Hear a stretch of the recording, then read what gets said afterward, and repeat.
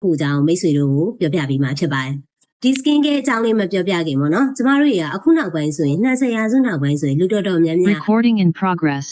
အလားပါနဲ့ဆိုင်တာပေါ့အလားပါနဲ့ဆိုင်တာကိုယောက်ျားလေးပဲဖြစ်ဖြစ် main ကလေးပဲဖြစ်ဖြစ်ပို့ပြီးတော့စိတ်ဝင်စားလာတယ်အဲ့လိုမျိုးပဲပေါ့နော်အလားပါနဲ့ဆိုင်တဲ့ blogger တွေဆိုလဲကျမတို့အများကြီးပို့ပြီးတော့တွေ့ရတယ်အလားပါနဲ့ဆိုင်နေဆိုဒီတိုင်းအလားပါနဲ့ဆိုင်တာထဲမှာပါပေါ့ကျမတို့ကြီးကဒီလိုမျိုး make up တွေပြင်တယ်နှခမ်းကြီးဆိုးတယ်ဒီလိုမျိုးထပ်ပေါ့နော်အခုဆိုရင်လူတော်တော်များများပေါ့နော်တဘာဝအတိုင်းမျက်နှာလေးကိုလှကျင်တယ်တဘာဝအတိုင်းပေါ့နော်ကျမတို့ကြီးကမျက်နှာလေးကြည်ကြည်ဝန်းဝန်းလေးဖြစ်ကျင်တယ်ဒီလိုမျိုးလေးပေါ့အဲ့ရထပြီးနိုးလာတာနဲ့ကျမတို့မျက်နှာလေးကကြည်ကြည်ရှင်းရှင်းလဲလဲလေးနဲ့ဒီလိုမျိုးလေးတွေဖြစ်ကျင်တယ်ဆိုရင်အနေထားလေးလူကြီးတော်တော်များများဖြစ်လာကြတယ်မိတ်ဆွေတို့ဒီလိုမျိုးလေးရှိလားဒီလိုမျိုးလေးရှိရဲဆိုကျမလက်မလေးထောင်ပြီးဖို့အတွက်လည်းတောင်းဆိုချင်ပါတယ်ကျမကိုယ်တိုင်လည်းပေါ့နော် make up ကြီးပြင်ရထားတဲ့ကြရင်ကျမတို့ရ skin care လေးနေပေါ့နော်လှလှလေးနေပေါ့ဒီလိုမျိုးလေးသွားတာပို့ပြီးတော့နှစ်သက်လာတယ်အပြင်ထွက်မယ်ကျမတို့မနက်မိုးလေးမျက်နှာလေးတက်ပြီးသွားပြီဆိုတာနဲ့ကျမတို့ skin care အဆင့်လေးလည်းမြနှခမ်းဒီပပလေးဆိုပြီးသွားတယ်လူတော်တော်များကြည့်လိုက်တာနဲ့ဟာမျက်နှာလေးကလှနေရပဲမျက်နှာလေးကကြည်နေရပဲ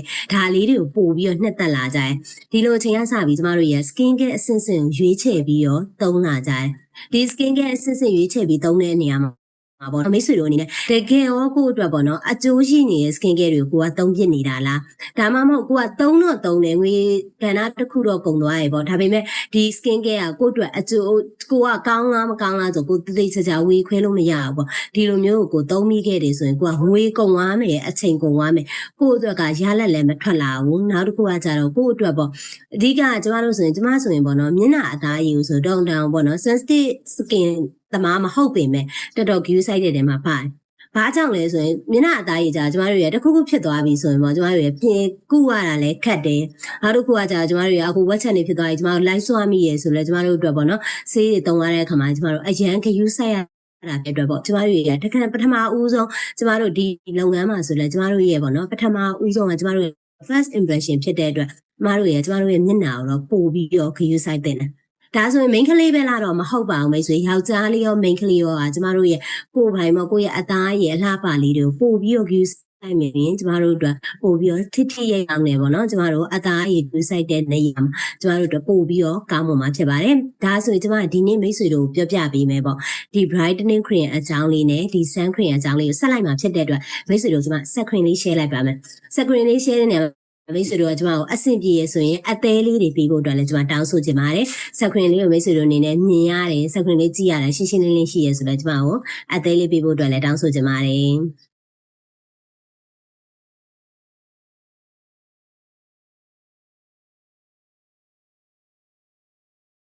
ဟုတ်ကဲ့ပါမိတ်ဆွေတို့မြင်ရလားမသိဘူးရှင့်။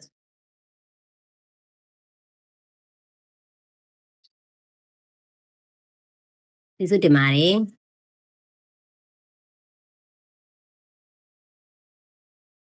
ဒါဆိုရင်ကျမဒီနေ့မိတ်ဆွေတို့ပြောပြပေးမှာ brightening cream ပေါ့ brightening cream ဆိုတာဘယ်လိုမျိုးလဲဆိုရင်ကျမတို့အသားရည်ရဲ့ပေါ့နော်ကြည်လင်ခြင်းတွေဝင်းပခြင်းတွေကိုအဓိကပေါ့ကျမတို့အသားရည်ရဲ့ကြည်လင်မှုနဲ့အတူအသားရည်ရဲ့ဝင်းပမှုကိုကျမတို့လင်းလက်စေစေဆိုရဲ့အနေအထားနဲ့အတူ brightening cream လေးကိုဒီနေ့မိတ်ဆက်ပေးမှာဖြစ်ပါတယ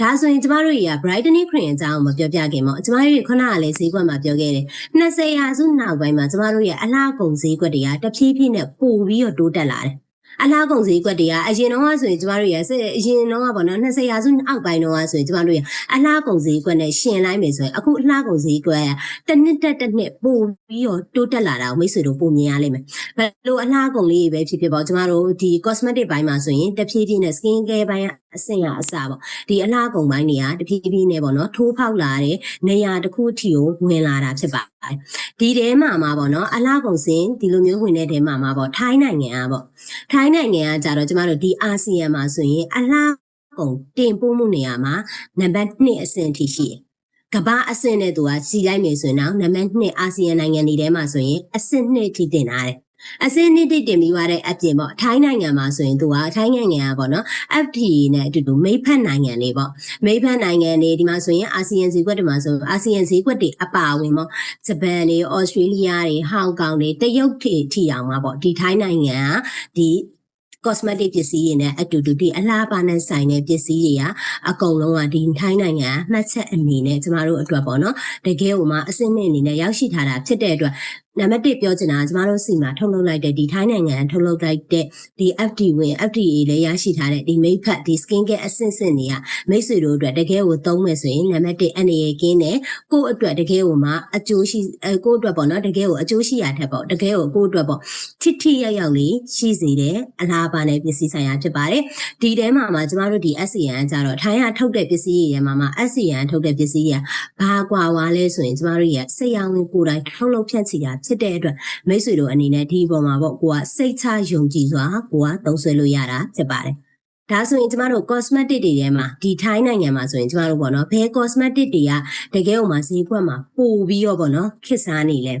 ကျမတို့တွေကခန္ဓာကိုယ်အတွက်လားခန္ဓာကိုယ်အတွက် queue site တက်တာလားဒါမှမဟုတ်နှက်ခမ်းအတွက်လားဒီလိုမျိုးထပ်ပေါ့နော် face care ဆိုတာကျမတို့ပေါ့နော်မျက်နှာနဲ့ကျမတို့ဒီလိုမျိုးအသားရည် skin care အုပ်စုကကြတော့တကယ်ဟိုမှာဈေးကွက်မှာဆိုရင်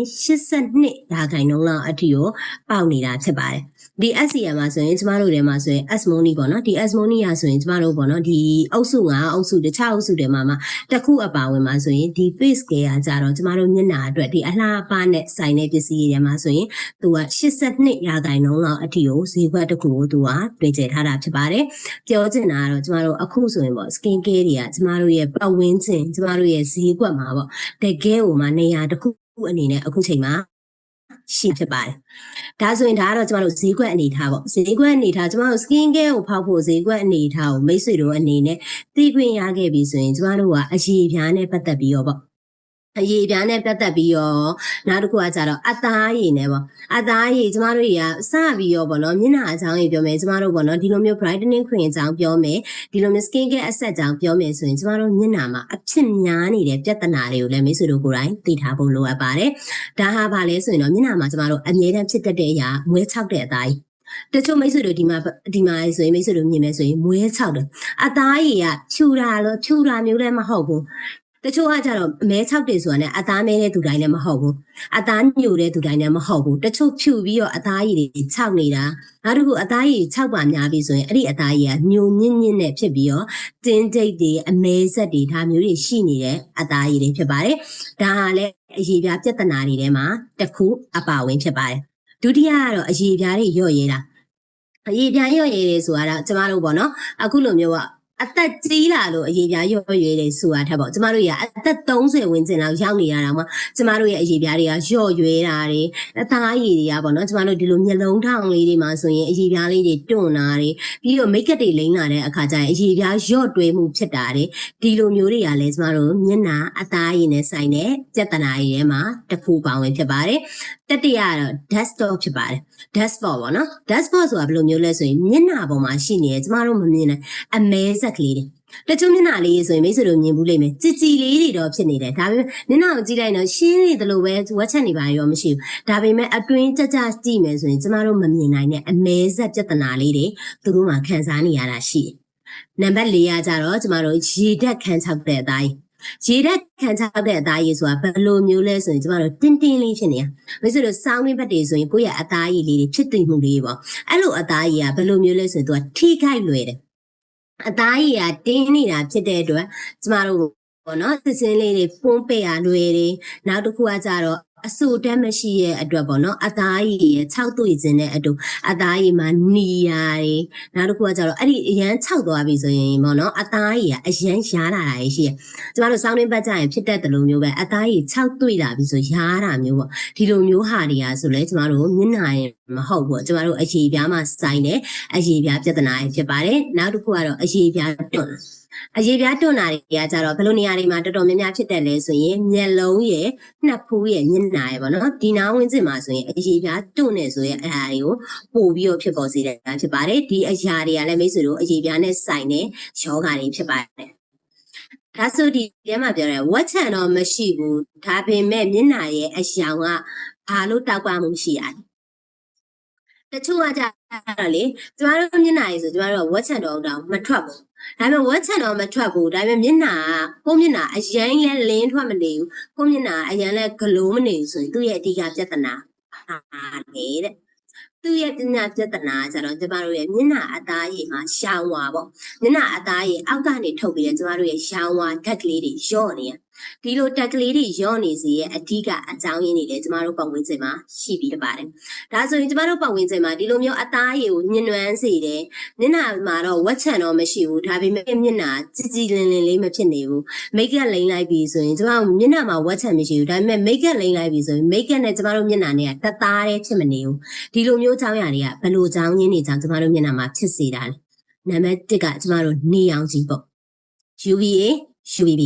ခရမ်းလို့ရောင်ကြည့်တယ်ဒီခရမ်းလို့ရောင်ကြည့်လို့ကျမတို့ကအဓိကပေါ့ငငယ်တွေကငယ်စဉ်ကလေးကထိထားတာများရင်လည်းမိတ်ဆွေတို့ရဲ့အရေးပြားမိတ်ဆွေတို့ကြည့်ရင်တာပေါ့ကြည်ကြည်လေးဖြစ်နေမယ်ဒါပေမဲ့အရေးပြားအတွင်းပိုင်းမှာတော့ပျက်စီးနေတာတွေအဓိကအကြောင်းရင်းကနေရောင်ကြည့်ထိခိုက်တာများလို့ဖြစ်ပါတယ်ဒီမှာဆိုရင်မိတ်ဆွေတို့ပုံထဲမှာဆိုရင်တစ်ဖက်ကဒီအောက်နဲ့အပေါ်နဲ့တော့မတူဘူးတချို့နေရောင်ကြည့်ထိတာဆိုကျမတို့အသားလေးတိတိကျကျကြည့်လိုက်တဲ့အခါကျရင်ကိုယ့်ရဲ့ပေါ့နော်မျက်နှာသားကြီးလေးကြည့်လိုက်တဲ့ခါကျရင်မညီတာတို့အပေါ်အောက်မညီတာတို့ဒါမျိုးလေးတွေကိုမိတ်ဆွေတို့တွေ့ရရင်ဆိုရင်ဒါကို့မှာဆိုရင်နေအောင်စီထိတာပေါ့ကျမတို့ပေါ့နော်ဒီလိုမျိုးဒါမျက်နှာအသားကြီးကိုကြည့်လို့ပေါ့တချို့ဆိုရင်အင်ကြီးပေါ့အင်ကြီးနေကူထဲထွက်သွားပြီးဆိုရင်အင်ကြီးဝစ်ထားတာနဲ့မဝစ်ထားတာနဲ့ဆိုရင်အင်ကြီးဝစ်ထားတဲ့အပိုင်းอ่ะဆိုရင်ကျမတို့ပေါ့နော်ကွက်ပြီးကြံခဲ့တာတို့အင်ကြီးအပေါ်မှာထည့်ထားရဟာလေးကကြတော့ကျမတို့ဖြူဖြူလေးကြံခဲ့ရတော့ဒါဆိုရင်ကျမတို့ခရမ်းလုံရောင်ကြီးကိုဓာတ်ရိုက်ထိတွေ့ခဲ့တာကြောင့်ကျမတို့ရဲ့အရှိဓာတ်ရဲ့ပျက်စီးခြင်းရဲ့အဓိကအကြောင်းအရာတစ်ခုအနေနဲ့ဖြစ်ပါတယ်ဒုတိယကတော့ရာသီဥတုဖြစ်ပါတယ်ရာသီဥတုဆိုရင်အခုပေါ့နော်ကျမတို့မြန်မာနိုင်ငံနဲ့တွက်မယ်ဆိုရင်အခုရာသီဥတုကအရန်ဟိုမှာပေါ့နော်ပြောမယ်ဆိုရင်မငြိမ်ပါဘူ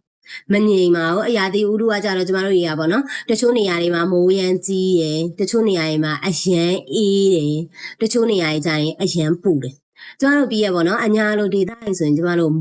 ့စောင်းရသည်ကြရင်လည်းအရန်ရာသီဥတုတွေအေးတံခံရတယ်လို့ပြောပဲနွေရာသီကြရင်လည်းရာသီဥတုအရန်ပူလို့နဲ့ထောင်ခံရတယ်အဲ့ဒီလိုမျိုးအချိန်ကြရင်လည်းကျမတို့ရာသီဥတုဒဏ်ကြောင့်ဖြစ်တတ်တယ်ပေါ့နော်အသားအရည်ပျက်စီးခြင်းနဲ့အတူတူပေါ့အသားရည်6တွေ့ခြင်းကိုလည်းမိတ်ဆွေတို့ကခံရတာဖြစ်ပါတယ်နောက်တစ်ခုကကြတော့ရာသီဥတုအပြင်ပေါ့ဘာတွေရှိလဲဆိုရင်ကျမတို့အခုအဲကွန်းနေမခံကြဘူးလားအဲကွန်းနေခံကြရလေနော်ရာသီဥတုအရန်ပူတယ်ဆိုရင်ကျမတို့အဲကွန်းနေသုံးတယ်အဲကွန်းနေသုံးတယ်ကျမတို့အဲကွန်းနဲ့ဝင်တယ်ပြန်ထွက်တယ်နေဘူးလေကျမတို့ပြန်ဝင်တယ်ဒီလိုမျိုးတွေကြောင့်လည်းကျမတို့လေအေးရနေတဆင့်လဲကျမတို့အသားအရည်ရဲ့ပေါ့နော်6တွေ့ခြင်းနေဒီလိုမျိုးအရာတွေကိုမိတ်ဆွေတို့ကဖြစ်ပေါ်စေတာဖြစ်ပါတယ်ဒါဆိုရင်ကျမတို့တွေကလေတကယ်ပေါ့ကိုအဲကွန်းနဲ့နေတယ်ဆိုရင်ဒီအချက်ကလေးတွေကိုမိတ်ဆွေတို့အနေနဲ့ရှောင်သင့်တာဖြစ်ပါတယ်အဲ့တော့စလိတ်တောက်ခြင်းမှာဒီမှာရှိနေတဲ့မိတ်ဆွေတွေအကုန်လုံးသိတယ်စလိတ်တောက်ခြင်းကကျမတို့ရဲ့ပေါ့နော်ခန္ဓာကိုယ်အတွက်အိုမင်းရင်ရောမှု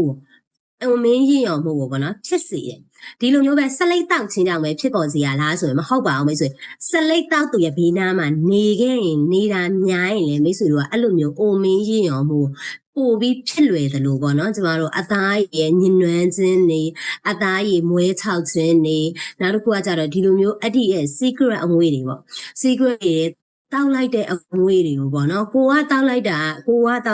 ရဲ့ကိုပတ်ဝန်းကျင်မှာရှိနေတယ်သူတို့ကအဲ့ဒီအငွေတွေကိုရှူရှိုက်ပြီးတဲ့အခါကျအောက်ဆီဂျင်တွေပေါ့အောက်ဆီဂျင်တွေရှိပြီးအောက်ဆီဂျင်မျက်နှာမှာရှိနေအောက်ဆီဂျင်လေးတွေကတဖြည်းဖြည်းနဲ့ရော့သွားတဲ့အခါကျမျက်နှာအရည်ပြားမွေးခြောက်ခြင်းနဲ့အတူကျမတို့ပေါ့နော်အိုမင်းရင်ရောမှုတွေကိုပို့ပြီးတော့ဖြစ်ပေါ်လာနိုင်စေတာဖြစ်ပါတယ်ဒါကြောင့်ကျမတို့ဆက်လက်တောက်ခြင်းရလဲပေါ့နော်ဖြစ်နိုင်နေဆိုရင်ကိုယ့်ဘက်ကကိုဖြစ်နိုင်နေဆိုရင်ရှောင်ရှားတင်ပါတယ်တကယ်လို့ကိုမရှောင်ရှားတင်ဆိုတော့ကိုမိသားစုရဲ့အနီးတစ်ဝိုက်မှာမတောက်ရင်ပေါ့နော်မိတ်ဆွေတို့ကပို့ပြီးတော့ကောင်းမွန်တာဖြစ်ပါတယ်အခုကတော့စိတ်ဖိစီးမှုဖြစ်ပါတယ်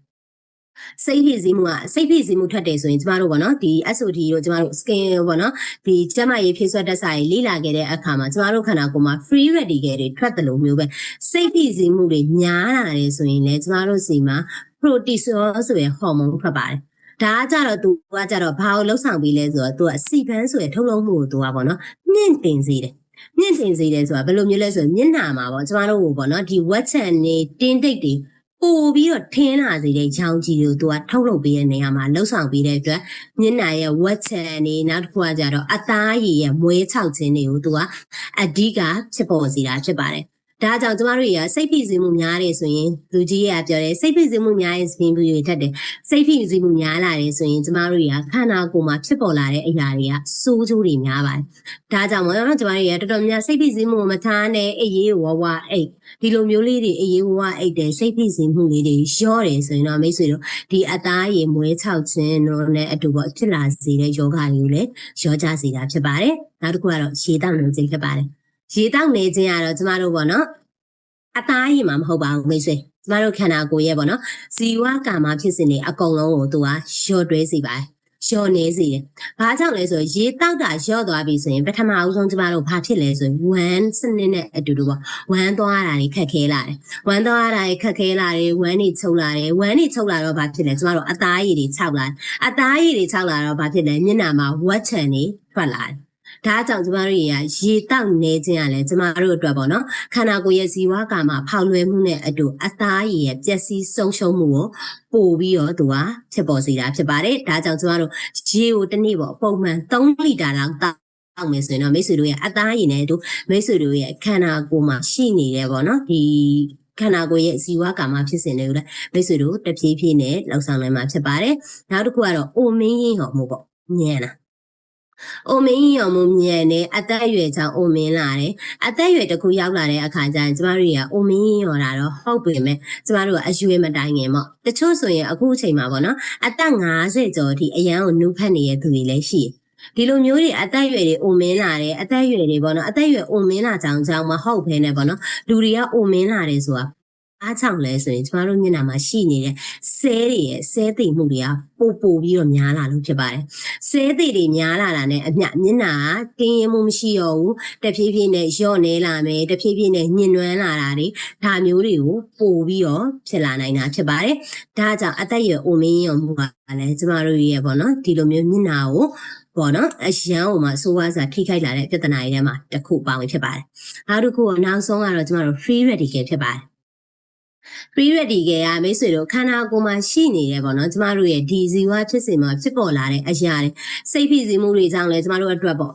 ့ဖြစ်ပေါ်နိုင်တယ်လို့နောက်တစ်ခုကကြတော့ကျမတို့နေ့စဉ်စားတောက်တဲ့အစားတောက်တွေကလည်းကျမတို့ free radical တွေကိုရရှိရဖြစ်ပါတယ်free radical တွေခန္ဓာကိုယ်မှာများလာတာနဲ့အမျှအသားရည်ကပျက်စီးခြင်းတွေလည်းဖြစ်ပေါ်လာတယ်လို့အသားရည်နဲ့ပတ်သက်ပြီးပြောမယ်ဆိုရင်ကျမတို့ပေါ့နော်အရေပြားကင်ဆာတွေအထိတာသူကဖြစ်ပေါ်လာနိုင်ပြီးတော့ကျမတို့အိုမင်းချင်းရောင်မှုတွေညံလာတာဖြစ်ပါတယ်ကိုယ်အသက်ကတော့ကျမတို့ပေါ့နော်20ကျော်ပဲဒါပေမဲ့ကိုကပို့ပြီးတော့ပေါ့နော်ကိုကအိုမင်းကိုကရှည်ရင်းဆွဲအသက်ထက်ပေါ့ကိုကပို့ပြီးတော့ပေါ့နော်နည်းနည်းလေးကိုယ်အသက်ကိုကြီးနေတယ်လို့ခံစားရတာတို့တချို့ရှိရလေနော်ကျမတို့20ကျော်လောက်ပဲဒါပေမဲ့25လောက်ထင်ရတာတို့ဒီလိုမျိုးတွေဆိုရင်မိတ်ဆွေတို့ရဲ့ခန္ဓာကိုယ်မှာ free radical တွေဝင်ရောက်တိုက်ခတ်တာတွေများလာလေ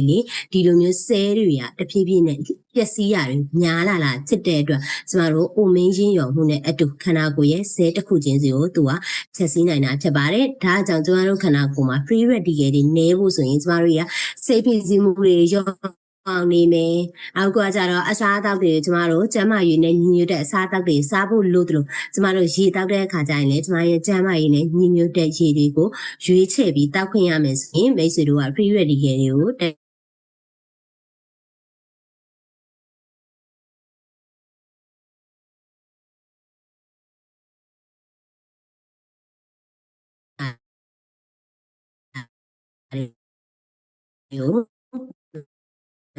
ဆွေတို့ကိုပြပြပြီးသွားတာဖြစ်ပါတယ်ဒါဆိုရင်ကျမတို့ရဲ့အရည်ပြားပေါ့ကျမတို့ရဲ့အောက်မှာကျမတို့ရဲ့အသားကျမတို့အရည်ကြည့်မယ်ပေါ့နော်ကျမတို့ရဲ့အသားရည်ရဲ့အောက်အရည်ပြားရဲ့အောက်မှာဆိုရင်တယ်ရိုဆိုင်းဆိုတာရှိရတယ်ရိုဆိုင်းအင်ဇိုင်းရဲ့ဒီမှာပေါ့နော်အင်ဇိုင်းရဲ့မယ်လနင်ရဲ့ဆိုပြီးရှိရဒီနှစ်ခုဓာလေးတွေဖွဲ့စည်းလိုက်ပြီးဆိုရင်ကျမတို့ရမယ်လနင်ဓာတ်လေးခြေဖြတ်လို့ရတယ်မယ်လနင်ဓာတ်ဆိုတာဘယ်လိုမျိုးလဲဆိုရင်ကျမတို့အတွက်တကယ်ဟိုမှာပြောမယ်ဆိုရင်တော့အမဲဆက်ပေါ့မယ်လနင်နဲ့ရွေးရှားမှုမိတ်ဆွေတို့စီမှာများလာနေပြီဆိုရင်မိတ်ဆွေတို့ရဲ့အရည်ပြားလေးတွေကတက်ဖြည်းဖြည်းနဲ့ဒီလိုမျိုးအမဲဆက်ကလေးတွေနဲ့မဲဆက်ကလေးကကျွန်တော်ပြောမယ်ဆိုရင်မိဘကန်လေးနဲ့ပုံစံလုပ်ထားရဲဆိုတာအမဲဆက်ကလေးကတက်ဖြည်းဖြည်းနဲ့အပေါ်ရဲ့အရည်ပြားတက်လွှာပြီးတက်လွှာကိုသူကတက်လာတာဒီလိုကနေရွေးရှားမှုများလာလေမယ်လနင်ဓာတ်လေးတွေစုပေါင်းလိုက်ပြီဆိုရင်ကျမတို့မျက်နှာမှာအမဲဆက်ကလေးတွေဖြစ်လာတာတို့နှာ ခေါင်းတစ်ဝိုက်မှာအမဲဆက်ကလေးတွေဖြစ်လာတာတို့နှက်ခမ်းတစ်ဝိုက်မှာအမဲဆက်ကလေးဖြစ်လာတာတို့နောက်တစ်ခုကကြတော့ကျမတို့တင်းဒိတ်တို့ဒီလိုမျိုးအရာတွေကလည်းဒီလိုမျိုးမလင်တဲ့ဓာတ်လေးတွေစုပုံခြင်းကြောင့်ဖြစ်လာတာဖြစ်ပါတယ်ဒါဆိုရင်ကျမတို့ဒီ SCM မှာရှိနေရပါတော့ဒီဓာတ်ကလေးကဒီ brightening cream Asmoni ပေါ့ဒီ Asmoni brightening cream လေးကကြတော့ဒီလိုမျိုးဆက်ဒီပေါ့ကျမတို့ရဲ့ဒီလိုမျိုးမျက်နှာမှာရှိနေတဲ့ဒီ melanin ဓာတ်လေးတွေရဲ့နောက်တစ်ခုက enzyme တွေနဲ့ဒီဆဲအသေးတွေဘယ်လိုမျိုးဖယ်ရှားပြီးလဲဘယ်လိုမျိုးတစ်ခုချင်းစီကိုကျမတို့အတွက်ပို့ပြီးတော့ကောင်းမွန်စေလဲဆိုတာကိုမိတ်ဆွေတို့ကြည့်လိုက်မယ်ဆိုရင်ကြည့်မယ်ဆိုရင်ပေါ့နော်ပထမအဦးဆုံးဒီ brightening cream အကြောင်းမဟုတ်ခင်ပါနော်ကျမတို့ဒီမှာဆိုရင်မိတ်ဆွေတို့ free radicalဒီ atom ဆိုတာကျမတို့ရဲ့ခန္ဓာကိုယ်မှာဖြစ်ပေါ်နေတဲ့ကျမတို့ခန္ဓာကိုယ်မှာကောင်းမွန်တဲ့ဆေးလေးတွေပေါ့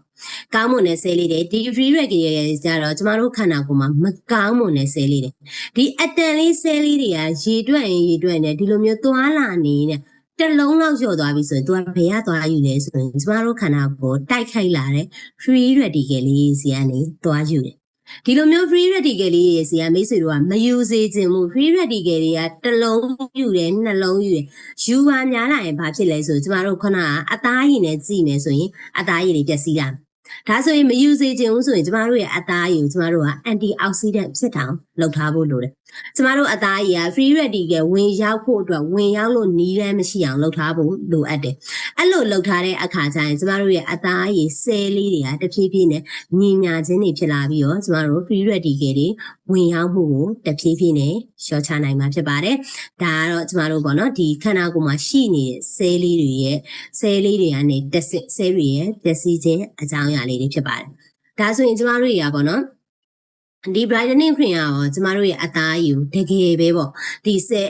antioxidant တွေကိုဖြစ်ပေါ်စေလားနောက်တစ်ခါကျဒီ brightening cream ရောပြောထားတဲ့အတိုင်း14ရက်အတွင်းရောဖြူဝင်းစေလားနောက်ကကျကျမတို့စီမှာရှိနေကျမတို့မှတ်ကြိုက်တဲ့ melanin ဓာတ်တွေရောတကယ်ဟိုမှာပေါ့နော်ဖယ်ရှားပေးလားဒါမျိုးလေးတွေကိုကြည့်မယ်ဆိုရင်ကျမတို့ပေါ့နော်နံပါတ်1အနေနဲ့ဆိုရင်ကျမတို့ neosan ပေါ့ neosan technology ကနေ ethyl absorbate acid ဆိုတဲ့ပေါ့နော် vitamin C ရဲ့စမ်းသပ်ချက်နဲ့အတူသူ့တွေမှာဆိုရင် vitamin C ပေါ့နော် vitamin C ချက်စေစားထီယာမှုရှိရပါနော်ဒီလိုကျမမိုက်ကလေးတစ်ချက်လောက်ပိတ်ထားပေးပါနော်မိုက်ကလေးပိတ်ရဟုတ်ကဲ့ပါကျေးဇူးတင်ပါတယ်နော်ဟုတ်ကဲ့ပါကျမရဲ့အတန်လေးရောရှင်းရှင်းလင်းလင်းကြားရလားမသိဘူးရှင်အတန်လေးကြားရတယ်ဆိုတော့ကျမလက်မလေးထောင်ပေးဖို့အတွက်လည်းတောင်းဆိုချင်ပါတယ်ဟုတ်ကဲ့ပါကျေးဇူးတင်ပါတယ်သူကဗီတာမင် C ထပ်ပေါ့နော်ထိရောက်တဲ့အစာစေစပါဝင်မှုရှိတာဖြစ်ပါတယ်နောက်တစ်ခုကကြတော့ပေါ့နော်ကျမတို့သူ့ထဲမှာဆိုရင်ဒီဟာကြတော့ဂျပန် RS ပင်ပေါ့နော်ဒီဂျပန် RS ပင်ကကြတော့ဘာကိုလုပ်ပေးလဲဆိုတော့အသားရည်ရဲ့ဖြူဝင်းမှုပေါ့အသားရည်ဖြူဝင်းမှုနဲ့အတူအသားရည်ရဲ့ကြည်လင်ဝင်းပခြင်းကိုသူကလှုပ်ဆောင်ပေးတယ်အရေးပြားပြဿနာတွေအတွက်အဓိကသူကပေါ့နော်ကုသပေးတဲ့ဂုဏ်သတ္တိပါဝင်တယ်ဒီအပင်ကကြတော့ကျမတို့ဘလောက်ထိအောင်သူ့ကိုလှုပ်ထားလဲဆိုရင်ဒီအပင်ကရရှိတဲ့ဓာတ်ကကျမတို့အသားရည်ကိုတကယ်ဟိုမှာအထောက်အကူဖြစ်လားတကယ်ဟိုမှာအသားရည်ဖြူစင်ခြင်းနဲ့အတူဖြူစင်ဝင်းပခြင်းကိုလှုပ်ပေးလားဆိုတာကိုကျမတို့9နှစ်တာသူတေသနာပြုလုပ်ပြီးသွားမှရှာဖွေပြီးတော့ရရှိခဲ့တာဖြစ်ပါတယ်ဒီဟာလေးကကြတော့ကျမတို့အသားအရှိကိုပေါ့နော်ထိခိုက်မှုမရှိဘူး free radical တွေကိုပေါ့နော် free radical တွေကိုအမျိုးမျိုးပေါ့သူကဖယ်ရှားပြီးပြီးတော့ဖယ်ရှားပြီးတယ်ပေါ့နော်ပြောမယ်ဆိုရင်ရေမြုပ်ပုံစံလေးနဲ့တူတဲ့ဓာတ်ကလေးတစ်ခုပါဝင်တာဖြစ်ပါတယ်ကျမတို့ဒါလေးရာကြတော့အသားရည်ဖြူဝင်းခြင်းပေါ့အဆင့်အဆင့်ကျမတို့သုံးဆွဲပြီးတော့စမ်းသပ်ခြင်းနဲ့အတူတူစမ်းသပ်လာတာဖြစ်ပါတယ်ဒါဆိုရင်ဒီပြဲမှာပါဝင်တဲ့အသားရည်ဖြူဝင်းခြင်းကိုအဆင့်နေပေါ့နော်ဘယ်လိုမျိုးလုပ်ပေးထားလဲဆိုရင် whitening and brightening ဆိုတာဖြူစင်ခြင်းနဲ့ဝင်းပခြင်းကို၄ဘက်အတွင်းအသားရည်ရဲ့ဖြူဝင်းတောက်ပခြင်းကိုသူကလှုပ်ဆောင်ပေးတယ်မိတ်ဆွေ brightening cream ကိုသုံးမယ်ဆိုရင်အသားရည်ကြည်လင်ခြင်းကို၄ဘက်တွင်းနဲ့တိတိတတ်တာကိုကသိလာမှာဖြစ်ပါတယ်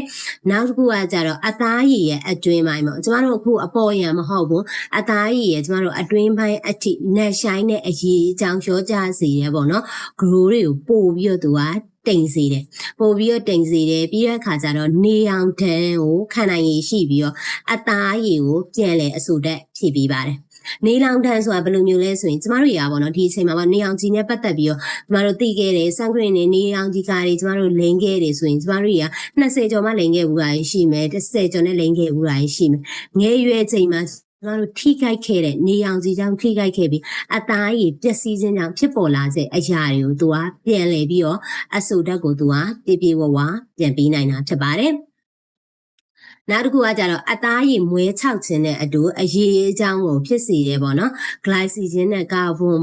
ွန်လေးရှင်းဆိုရင်ဖြစ်တဲ့ဓာတ်ကိုပေါ့နော်။သူကဟန်တာပြီးရဲ့နေရာမှာလည်းဟန်တာပေးရဖြစ်ပါတယ်။နောက်တစ်ခုကကြတော့ချွေးပေါက်တွေကိုကျင်းစီတာဖြစ်ပါတယ်။မိတ်ဆွေတို့က brightening cream ကိုသုံးရမယ်ဆိုရင်ကျမတို့ပေါ့နော်ချွေးပေါက်တွေတိတိတတ်တာကျင်းလာတာကိုမိတ်ဆွေတို့တွေ့ရမယ်ချွေးပေါက်တွေကျေနေရတယ်ဒီလိုမျိုးအရာတွေကိုသူကလျှော့နေစေတာဖြစ်တယ်နောက်တစ်ခုကကြတော့ဝက်ချံကြောင့်ဖြစ်စေရဲ့အရာပေါ့ဝက်ချံဆိုရင်ကျမတို့ဝက်ချံတွေကိုမျက်နှာမှာဝက်ချံဖြစ်တဲ့အခါကျရင်ဝက်ချံညှစ်လိုက်တာတို့ဒီလိုမျိုးအရာတွေကြောင့်လေရောင်ရမ်းမှုတွေသူကလျှော့ချပေးနိုင်ပါတယ်။အခုကကြတော့လေးစားတွေတချို့ပေါ့နော်မျက်နှာဝက်ချံတွေဖြစ်လို့ကျမတို့လေးစားဖြစ်တာတို့ကျမတို့မျက်နှာမှာအမဲဆက်တွေဖြစ်လို့လေးစားဖြစ်တာတို့အခုကကြတော့ကျမတို့မျက်နှာမှာပေါ့နော်ဒီတင်းထိတ်တွေများရဲဆိုလဲတချို့တွေကလေးစားဖြစ်ရင်လည်းကုတာရှိတယ်။ဒီလိုမျိုးလေးစားဖြစ်ရင်လည်းကုတယ်ဆိုလဲသူကလေးစားဖြစ်တာကြောင့်ဖြစ်စေရပေါ့နော်။ခရမ်းလွန်ရောင်ကြီးနဲ့လေးစားရရှိစေတယ်ပေါ့နော်။ဒီလိုမျိုးရောင်ကြီးတွေကြောင့်အသားရည်နီညမ်းခြင်းနဲ့ရောင်ရမ်းခြင်းတွေကိုလည်းသူကအဓိကရှော့ချပေးနိုင်တာဖြစ်ပါတယ်။နောက်တစ်ခုကကြတော့အရေးပြားပေါ်ရှိပေါ့ကျမတို့ဓာတ်တိုးစမ်းကျင်မှုပေါ့ဓာတ်တိုးစမ်းကျင်မှုဆိုတာခုနကမိတ်ဆွေတို့ပြောခဲ့သလိုပဲ free radical ဖြစ်ပေါ်စေတဲ့အရေးဖြစ်ပေါ်ထားတယ်ပေါ့နော် free radical တွေကနေမျက်နှာကိုဓာတ်ရိုက်ထိခိုက်ထားတဲ့အရာတွေကိုသူကသူ့ရဲ့ပေါ့နော်ဒီလိုမျိုး antioxidant တွေကိုတဖြည်းဖြည်းနဲ့ဖြစ်ပေါ်စေပြီးတော့မျက်နှာမှာရှိနေတဲ့ဆေးအသေးတွေဖယ်ရှားခြင်းတွေကိုလည်းသူကလှုပ်ဆောင်ပေးတာဖြစ်ပါတယ်နောက်တစ်ခုကကြတော့ anti pollution ဆိုတာကတော့ကျမတို့ nitrate oxide တစ်မျိုးဖြစ်ပြီးတော့ကျမတို့မျက်နှာမှာရှိတဲ့အဆိပ်အတောက်နဲ့ညဉ့်ညမ်းမှုကိုသူကဖယ်ရှားတဲ့နေရာမှာအဓိကလှုပ်ဆောင်ပေးတာဖြစ်ပါတယ်။ဒါကကြတော့ brightening cream ရဲ့ပေါ့နော်ပြောမယ်ဆိုရင်ကျမတို့ whitening ပေါ့နော်ဖြူစင်ခြင်းနဲ့လှပခြင်းပေါ့နော်ဒီအပိုင်းကိုသူကလှုပ်ဆောင်ပေးတယ်။လေးဘက်အတွင်းတိတာဆိုတာဖြူလာတယ်ဆိုတာဘလို့အကြောင်းအရာတွေကြောင့်လဲလေးဘက်အတွင်းမျက်နှာကိုဖြူဝင်းစေတယ်ဆိုတာဘလို့မျိုးအရာတွေကြောင့်လဲဆိုတဲ့အကြောင်းအရာလေးကိုသူကပထမအဆုံးအနေနဲ့ရှင်းပြပြီးသွားတာဖြစ်ပါတယ်။ဒါကတော့ brightening cream ကိုသုံးပြီးသွားတဲ့အချိန်မှာတိတာတာနဲ့ရလက်ကလေးတွေဖြစ်ပါတယ်။ဒါကကြတော့တယောက်ကိုကြာရင်ကျမတို့ပေါ့နော်ဒီ၄ဘက်အတွင်းသုံးပြီးသွားရရှိမယ်၃လအတွင်းသုံးပြီးသွားရတယ်၅လအတွင်းမှာဒီမှာဆိုရင်မျက်နှာမှာတင်းကျိတ်ကလေးတွေဖြစ်ပေါ်လာတဲ့အမဲဆက်ကလေးကနေတဖြည်းဖြည်းနဲ့သူကရောကျလာခြင်းနဲ့အတူတူမျက်နှာမှာအစီဘူးလေးတွေဒီလိုမျိုးຢာလေးတွေရောကျလာတော့ကိုမိတ်ဆွေတို့လက်တွေ့ပြပေးထားတာဖြစ်ပါတယ်ဒါကကြတော့ကျမတို့ပေါ့နော်ခုနအန်ဇိုင်းနဲ့မယ်လနင်ပေါင်းစပ်မှုသူကတားဆီးချပြီးရောပေါ့နော်ဒီမယ်လနင်ဓာတ်ကိုတဖြည်းဖြည်းနဲ့ရောကြလာအောင်လုပ်ပေးထားတာဖြစ်ပါတယ်ဒီထဲမှာဆိုရင်ပါဝင်ပစ္စည်းအနေနဲ့ဆိုရင်လည်းဒီလိုမျိုး9မျိုးပါဝင်ထားတာဖြစ်ပါတယ်ပါဝင်ပစ္စည်းအနေနဲ့ဆိုရင်ကျမတို့ပေါ့နော်ဗီတာဂလူတန်တွေပါမယ်ဂလူတာတိုက်အုံးတွေပါဝင်တဲ့အပြင်မျက်နှာရဲ့အသားရည်ဖြူစင်ခြင်းနဲ့မျက်နှာအသားရည်အမဲဆက်ကိုပေါ့အဓိကရှော့ချတယ်ပေါ့လိုက်စင်းဓာတ်တွေကိုပါဝင်တာဖြစ်ပါတယ်လိုက်စင်းထဲမှာပေါ့လိုက်စင်းမှာပါဝင်တဲ့အခန်းကဏ္ဍထဲမှာဆိုရင် enzyme တစ်ခုဖြစ်တယ်ပေါ့နော်သူက melanin ပေါင်းစပ်မှုကိုသူကအဓိက melanin ရဲ့ပေါ့နော်ပေါင်းစပ်မှုကိုအရေးပါတဲ့ enzyme တွေရဲ့ရက်တက်မှုကိုသူကလှုပ်ဆောင်ပေးတာဖြစ်တဲ့အတွက်အသားရည်ကိုကြည်လင်ဝင်ပါစေတယ်အသားရင်းမှာရှိနေတဲ့အသားရည်အရေးပြားတွေမှာရှိနေတဲ့ melanin ရဲ့ထုတ်လုပ်မှုကိုပေါ့နော်သူကရက်တက်ပြီးတဲ့အတွက်အမဲဆက်တွေတင်းတိတ်တွေဒီလိုမျိုးအရာတွေကိုသူကအဓိကရှော့ချပေးနိုင်တာဖြစ်ပါတယ်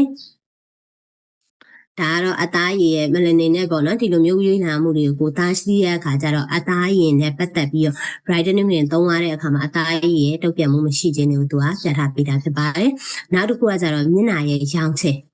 ်မျက်နှာရဲ့ရောင်ချယ်နဲ့အတူတူမျက်နှာမှာရှိနေတဲ့ရောင်ချယ်တွေမျက်နှာမှာရှိနေတဲ့ကျမတို့ရဲ့ရောင်ချယ်ဖန်တီးမှုဆိုတာကျမတို့မျက်နှာကိုတကယ်ဟိုမှာအရောင်ထွက်စေတယ်ပေါ့နော်ဒီလိုမျိုးတင်းတိတ်တွေဝက်ချံတွေဒီလိုမျိုးအရောင်တွေကိုပို့ပြီးထင်းစေတဲ့အမဲဆက်တွေဒီလိုမျိုးအရာတွေကိုပို့ပြီးထင်းစေတဲ့ရောင်ချယ်ထုတ်လုပ်မှုတွေကိုသူကပို့ပြီးရှော့ချပေးနိုင်တာဖြစ်ပါတယ်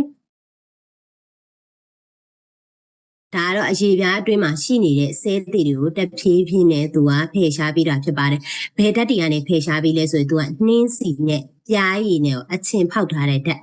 အချင်ဖောက်ထားရရဲ့အဲ့ဒီဥစ္စာကနှင်းစီနဲ့ပြားရည်ကိုသူကအချင်ဖောက်ပြီးတော့တဘာဝကနေရရှိသေးတယ် AHA ဆိုတဲ့ဓာတ်အဲ့ဒီဟာကကြတော့ဆဲသီတွေကိုသူကဖယ်ရှားပေးတယ်အသားရည်ကိုထိခိုက်မှုမရှိဘဲနဲ့ကြည်လင်တောက်ပစေတဲ့အသားရည်အသစ်ကိုသူကကြံ့လဲဖော်ဆောင်ပေးတဲ့နေရာမှာသူကလှုပ်ဆောင်ပေးတာဖြစ်ပါတယ်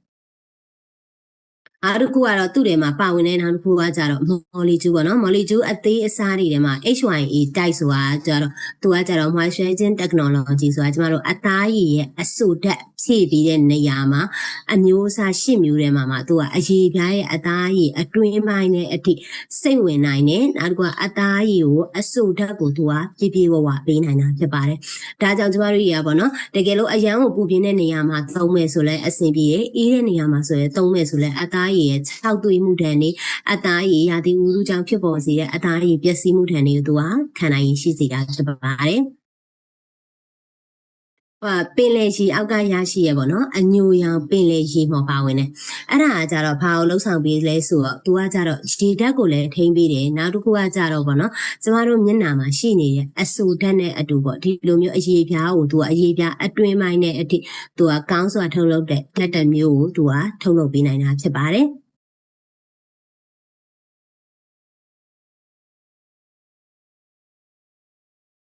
ခဏလေးပါနော်နောက်တစ်ခုကသူ့ထဲမှာဘီတာဂလူတန်ပါပါတယ်ဘီတာဂလူတန်ကကြတော့ဘယ်လိုမျိုးဘီတာဂလူတန်ဆိုတော့ကျမတို့ပေါ့နော်ဂဇော်ဖောင်ကြီးရရှိထားပြီးတော့ကျမတို့ပြောင်းမှုရရှိရနောက်တစ်ခုကကြတော့ glucose နဲ့အသုံးပြုပြီးတော့ diquetinam GM လို့ကုမ္ပဏီကထုတ်လုပ်ထားပြီးတော့ပေါ့နော်ကုမ္ပဏီရဲ့မူပိုင်ပစ္စည်းတွေဖြစ်တဲ့နောက်တစ်ခုကကြ hyaluronic acid ပေါ့နော်ဒါမျိုးပါဝင်တဲ့အတွက်သူ့ထဲမှာ collagen ဓာတ်ကိုအပြည့်အဝပေးနိုင်တာဖြစ်တဲ့အတွက်မျက်နှာမှာအရေးအကြောင်းတွေအသားရည်တင်းရင်မှုတွေဒါမျိုးတွေကိုလည်းသူကတတ်တာစေတာဖြစ်ပါတယ်သူ့ရဲ့နီးပညာဆိုလဲပေါ့နော်ကျမတို့ plant based ဆိုတဲ့ဒီနီးပညာနဲ့ထုတ်လုပ်ထားတာဖြစ်ပြီးတော့ collagen ရဲ့ amino acid ပေါ့ amino acid အပြည့်အဝကိုရရှိစေတာဖြစ်တဲ့အပြင် collagen ဓာတ်ကိုလည်းသူကပြည့်ပြည့်ဝဝရရှိစေတာဖြစ်ပါတယ်အခုကကျမတို့ပေါ့နော်ဒီ acid ဒီ brightening cream ကကြတော့14ရက်အတွင်းအသားရည်ရဲ့တိတိတတ်အသားရည်ရဲ့တိတိတတ်ကြည်လင်ဝင်ပါခြင်းနဲ့နောက်တစ်ခုကအသားရည်အဆိုဓာတ်ကိုပြည့်ဝခြင်းတွေကိုသူကပေးနိုင်ပြီးတော့ကျမတို့ပေါ့နော်နီးလန်း6သွဲနဲ့အတူအသားရည်မှာရှိနေတဲ့ပြဿနာတွေအသားရည်မှာရှိနေတဲ့ကျမတို့ပေါ့နော်အသားရည်မှာရှိနေတဲ့အသားရည်ပျက်စီးခြင်းတွေဒါမျိုးတွေကိုသူကရက်တက်စေရဖြစ်ပါတယ်အမတ်တစ်ကကျမတို့ဖာလဲဆိုရင်ကျမတို့အသားရည်ရဲ့အဆိုဓာတ်ကိုသူကဖြည့်ဆည်းပေးနိုင်တယ်နောက်တစ်ခုကကျတော့အသားရည်ကိုဖြူစင်ခြင်းပေါ့အသားရည်ဖြူစင်ခြင်းနဲ့အသားရည်ဝင်ပါခြင်းနဲ့ဒါမျိုးတွေကိုသူကပြည့်ပြည့်ဝဝလှုပ်ဆောင်ပေးနိုင်တဲ့အပြင် skin ကိုပေါ့နော်အဓိကအသားရည်ကိုထိခိုက်စေတဲ့ဘက်တီးရီးယားပိုးမွှားတွေကိုလည်းသူကကာကွယ်ပေးနိုင်တာဖြစ်ပါတယ်ဒါဆိုရင်ကျမတို့ရဒီပေါ့နော်ဒီ brightening cream ကိုကျမတို့ပေါ့နော်ခြုံပြီးတော့ကြည့်လိုက်မယ်ဆိုရင်သူက brightening cream ကကြတော့အရေးပြားတဲ့ကိုအလွယ်တကူစိတ်ဝင်တယ်ဘယ်လိုလူတွေသုံးလို့ရလဲဆိုရင်ကျမတို့ပေါ့နော်အရေးပြားမှာမွေးချောက်တဲ့သူတွေအသားရည်မညီတဲ့သူတွေဒါမျိုးတွေကိုသူကကောင်းမွန်စေတဲ့အပြင်အသားရည်မှာပေါ့နော်အမဲဆက်ဖြစ်တတ်တဲ့သူတွေအသားရည်မှာကျမတို့တင်းတိတ်တွေရှိရဲနောက်တစ်ခုကကြတော့ဝက်ချန်နဲ့ပေါ့နော်ဝက်ချန်အမာရွက်ကလေးတွေကြံနေတဲ့သူတွေဆိုရင်ပို့ပြီးတော့တင့်တော်တယ်လို့ brightening cream ကိုသုံးမယ်ဆိုရင်ကျမတို့ပေါ့နော်နေ့စဉ်ကျမတို့ပေါ့နော်မနက်တစ်ချိန်ညတစ်ချိန်ပုံမှန်လိမ့်သွားမယ်ဆိုလဲကျမတို့ရဲ့ပေါ့နော်အသားရည်ရဲ့စုပ်ပြည့်ခြင်းနဲ့အတူအသားရည်ဝင်ပါခြင်းနဲ့အသားရည်ကြည်လင်ခြင်းတွေကိုသူကတဖြည်းဖြည်းနဲ့ပို့ပြီးတော့ပေးနိုင်မှာဖြစ်ပါတယ်ဒါကတော့ကျမမိတ်ဆွေတို့အခုရှင်းပြပြီးွားဆိုရင် brightening cream အကြောင်းလေးဖြစ်ပါတယ်မိတ်ဆွေတို့အနေနဲ့နားထောင်ရတာအဆင်ပြေတယ်စိတ်ချနှံမှုလို့ရှိရဆိုရင်ကျမကိုအသေးလေးပြီးဖို့အတွက်လည်းကျမတောင်းဆိုတင်ပါတယ်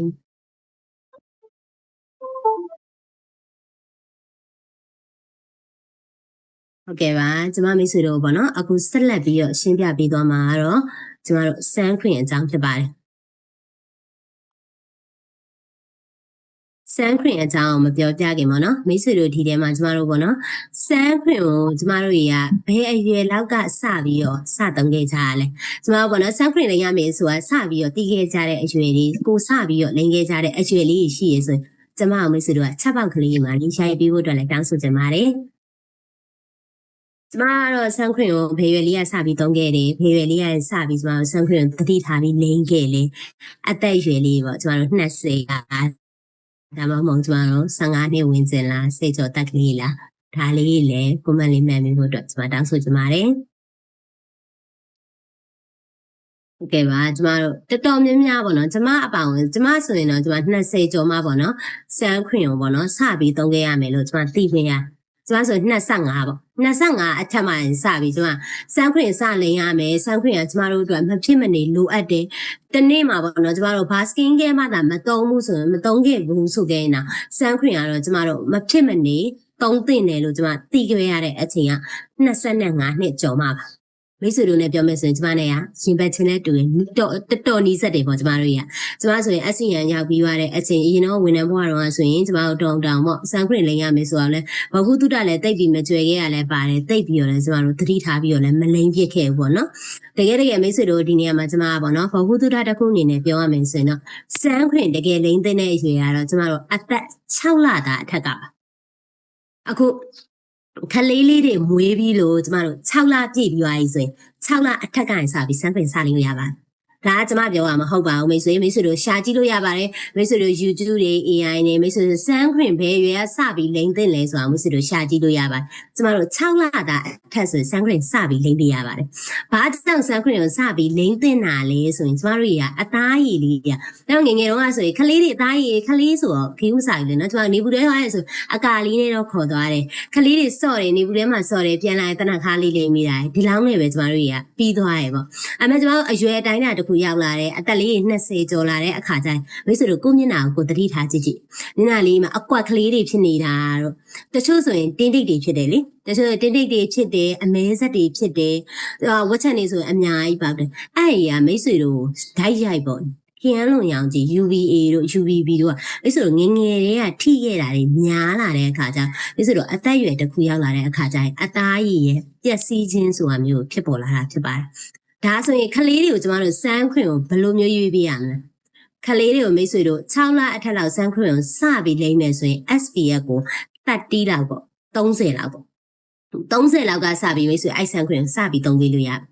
်ခလေးအတွက်တီးတန့်ဆန်းခွင့်ညွှန်ပေးတာရဲ့ဆန်းခွင့်တွေကိုစပြီးတော့တင်ပေးလို့ရတယ်။သူတို့လိမ့်မြင်ဘာကောင်းလဲချက်ချင်းရောမိတ်ဆွေမသိတာပါဘူး။ဒါပေမဲ့ခလေးလေးတွေကိုကိုယ့်အိမ်မှာပေါ့အခုကိုကမိန်းကလေးမွေးထားရဲဆိုရင်အဲ့မိန်းကလေးမွေးထားရဲဆိုအဲ့ကလေးလေးကိုဆန်းခွင့်တစ်နှစ်စပြီးလိမ့်ပေးသွားရဲဆိုအဲ့ကလေးလေးရဲ့အသားရည်ငယ်စင်နဲ့ထိမ့်သိမ့်တာဆိုကျမတို့လိုအသက်အရွယ်တစ်ခုရောက်လာတဲ့အခါကျရင်ခလေးရဲ့အသားရည်ကပို့ပြီးတော့ပေါ့နော်ကျမသုံးလိုက်တဲ့ skin care တိုင်းကသူ့အတွက်ပို့ပြီးတော့ထိရောက်မယ်။အောက်ကကြတော့သူ့အတွက်ပို့ပြီးတော့ပေါ့နော်ထိထိရောက်အသားရည်လေးလည်းဆွဆွပြပြလေးနဲ့ပေါ့ကျမတို့လိုမျိုးပေါ့နော်အသားရည်နဲ့ပတ်သက်ပြီးတော့ဖြစ်တဲ့ပြဿနာတွေထက်ဆိုင်သူတို့ကကြတော့ပို့ပြီးတော့ညှော်နေနိုင်တာဖြစ်ပါတယ်။ဒါကြောင့်ကျမတို့ရစမ်းခွင့်ကိုဘယ်လိုရွေးချယ်ရမလဲဆိုရင်ကျမတို့6လအထက်ဆိုတော့ကျမတို့ကျန်တဲ့ရွယ်တွေကတော့စမ်းခွင့်မရှိမဖြစ်လိုအပ်ပါတယ်။မိတ်ဆွေ skin care တခြား skin care မလုံနိုင်ဘူးဆိုတော့ကျမတို့စမ်းခွင့်ကတော့နေ့စဉ်မဖြစ်မနေလိမ့်လို့လိုအပ်ပါတယ်။မနက်ကျမတို့ဘလောက်ပဲအလုံးများအိမ်မှာဘလောက်ပဲအလုံးရှုပ်ကျမတို့မျက်နှာတက်ပြီးွားပြီဆိုတော့မိတ်ဆွေစမ်းခွင့်ကိုမဖြစ်မနေလိမ့်မှာ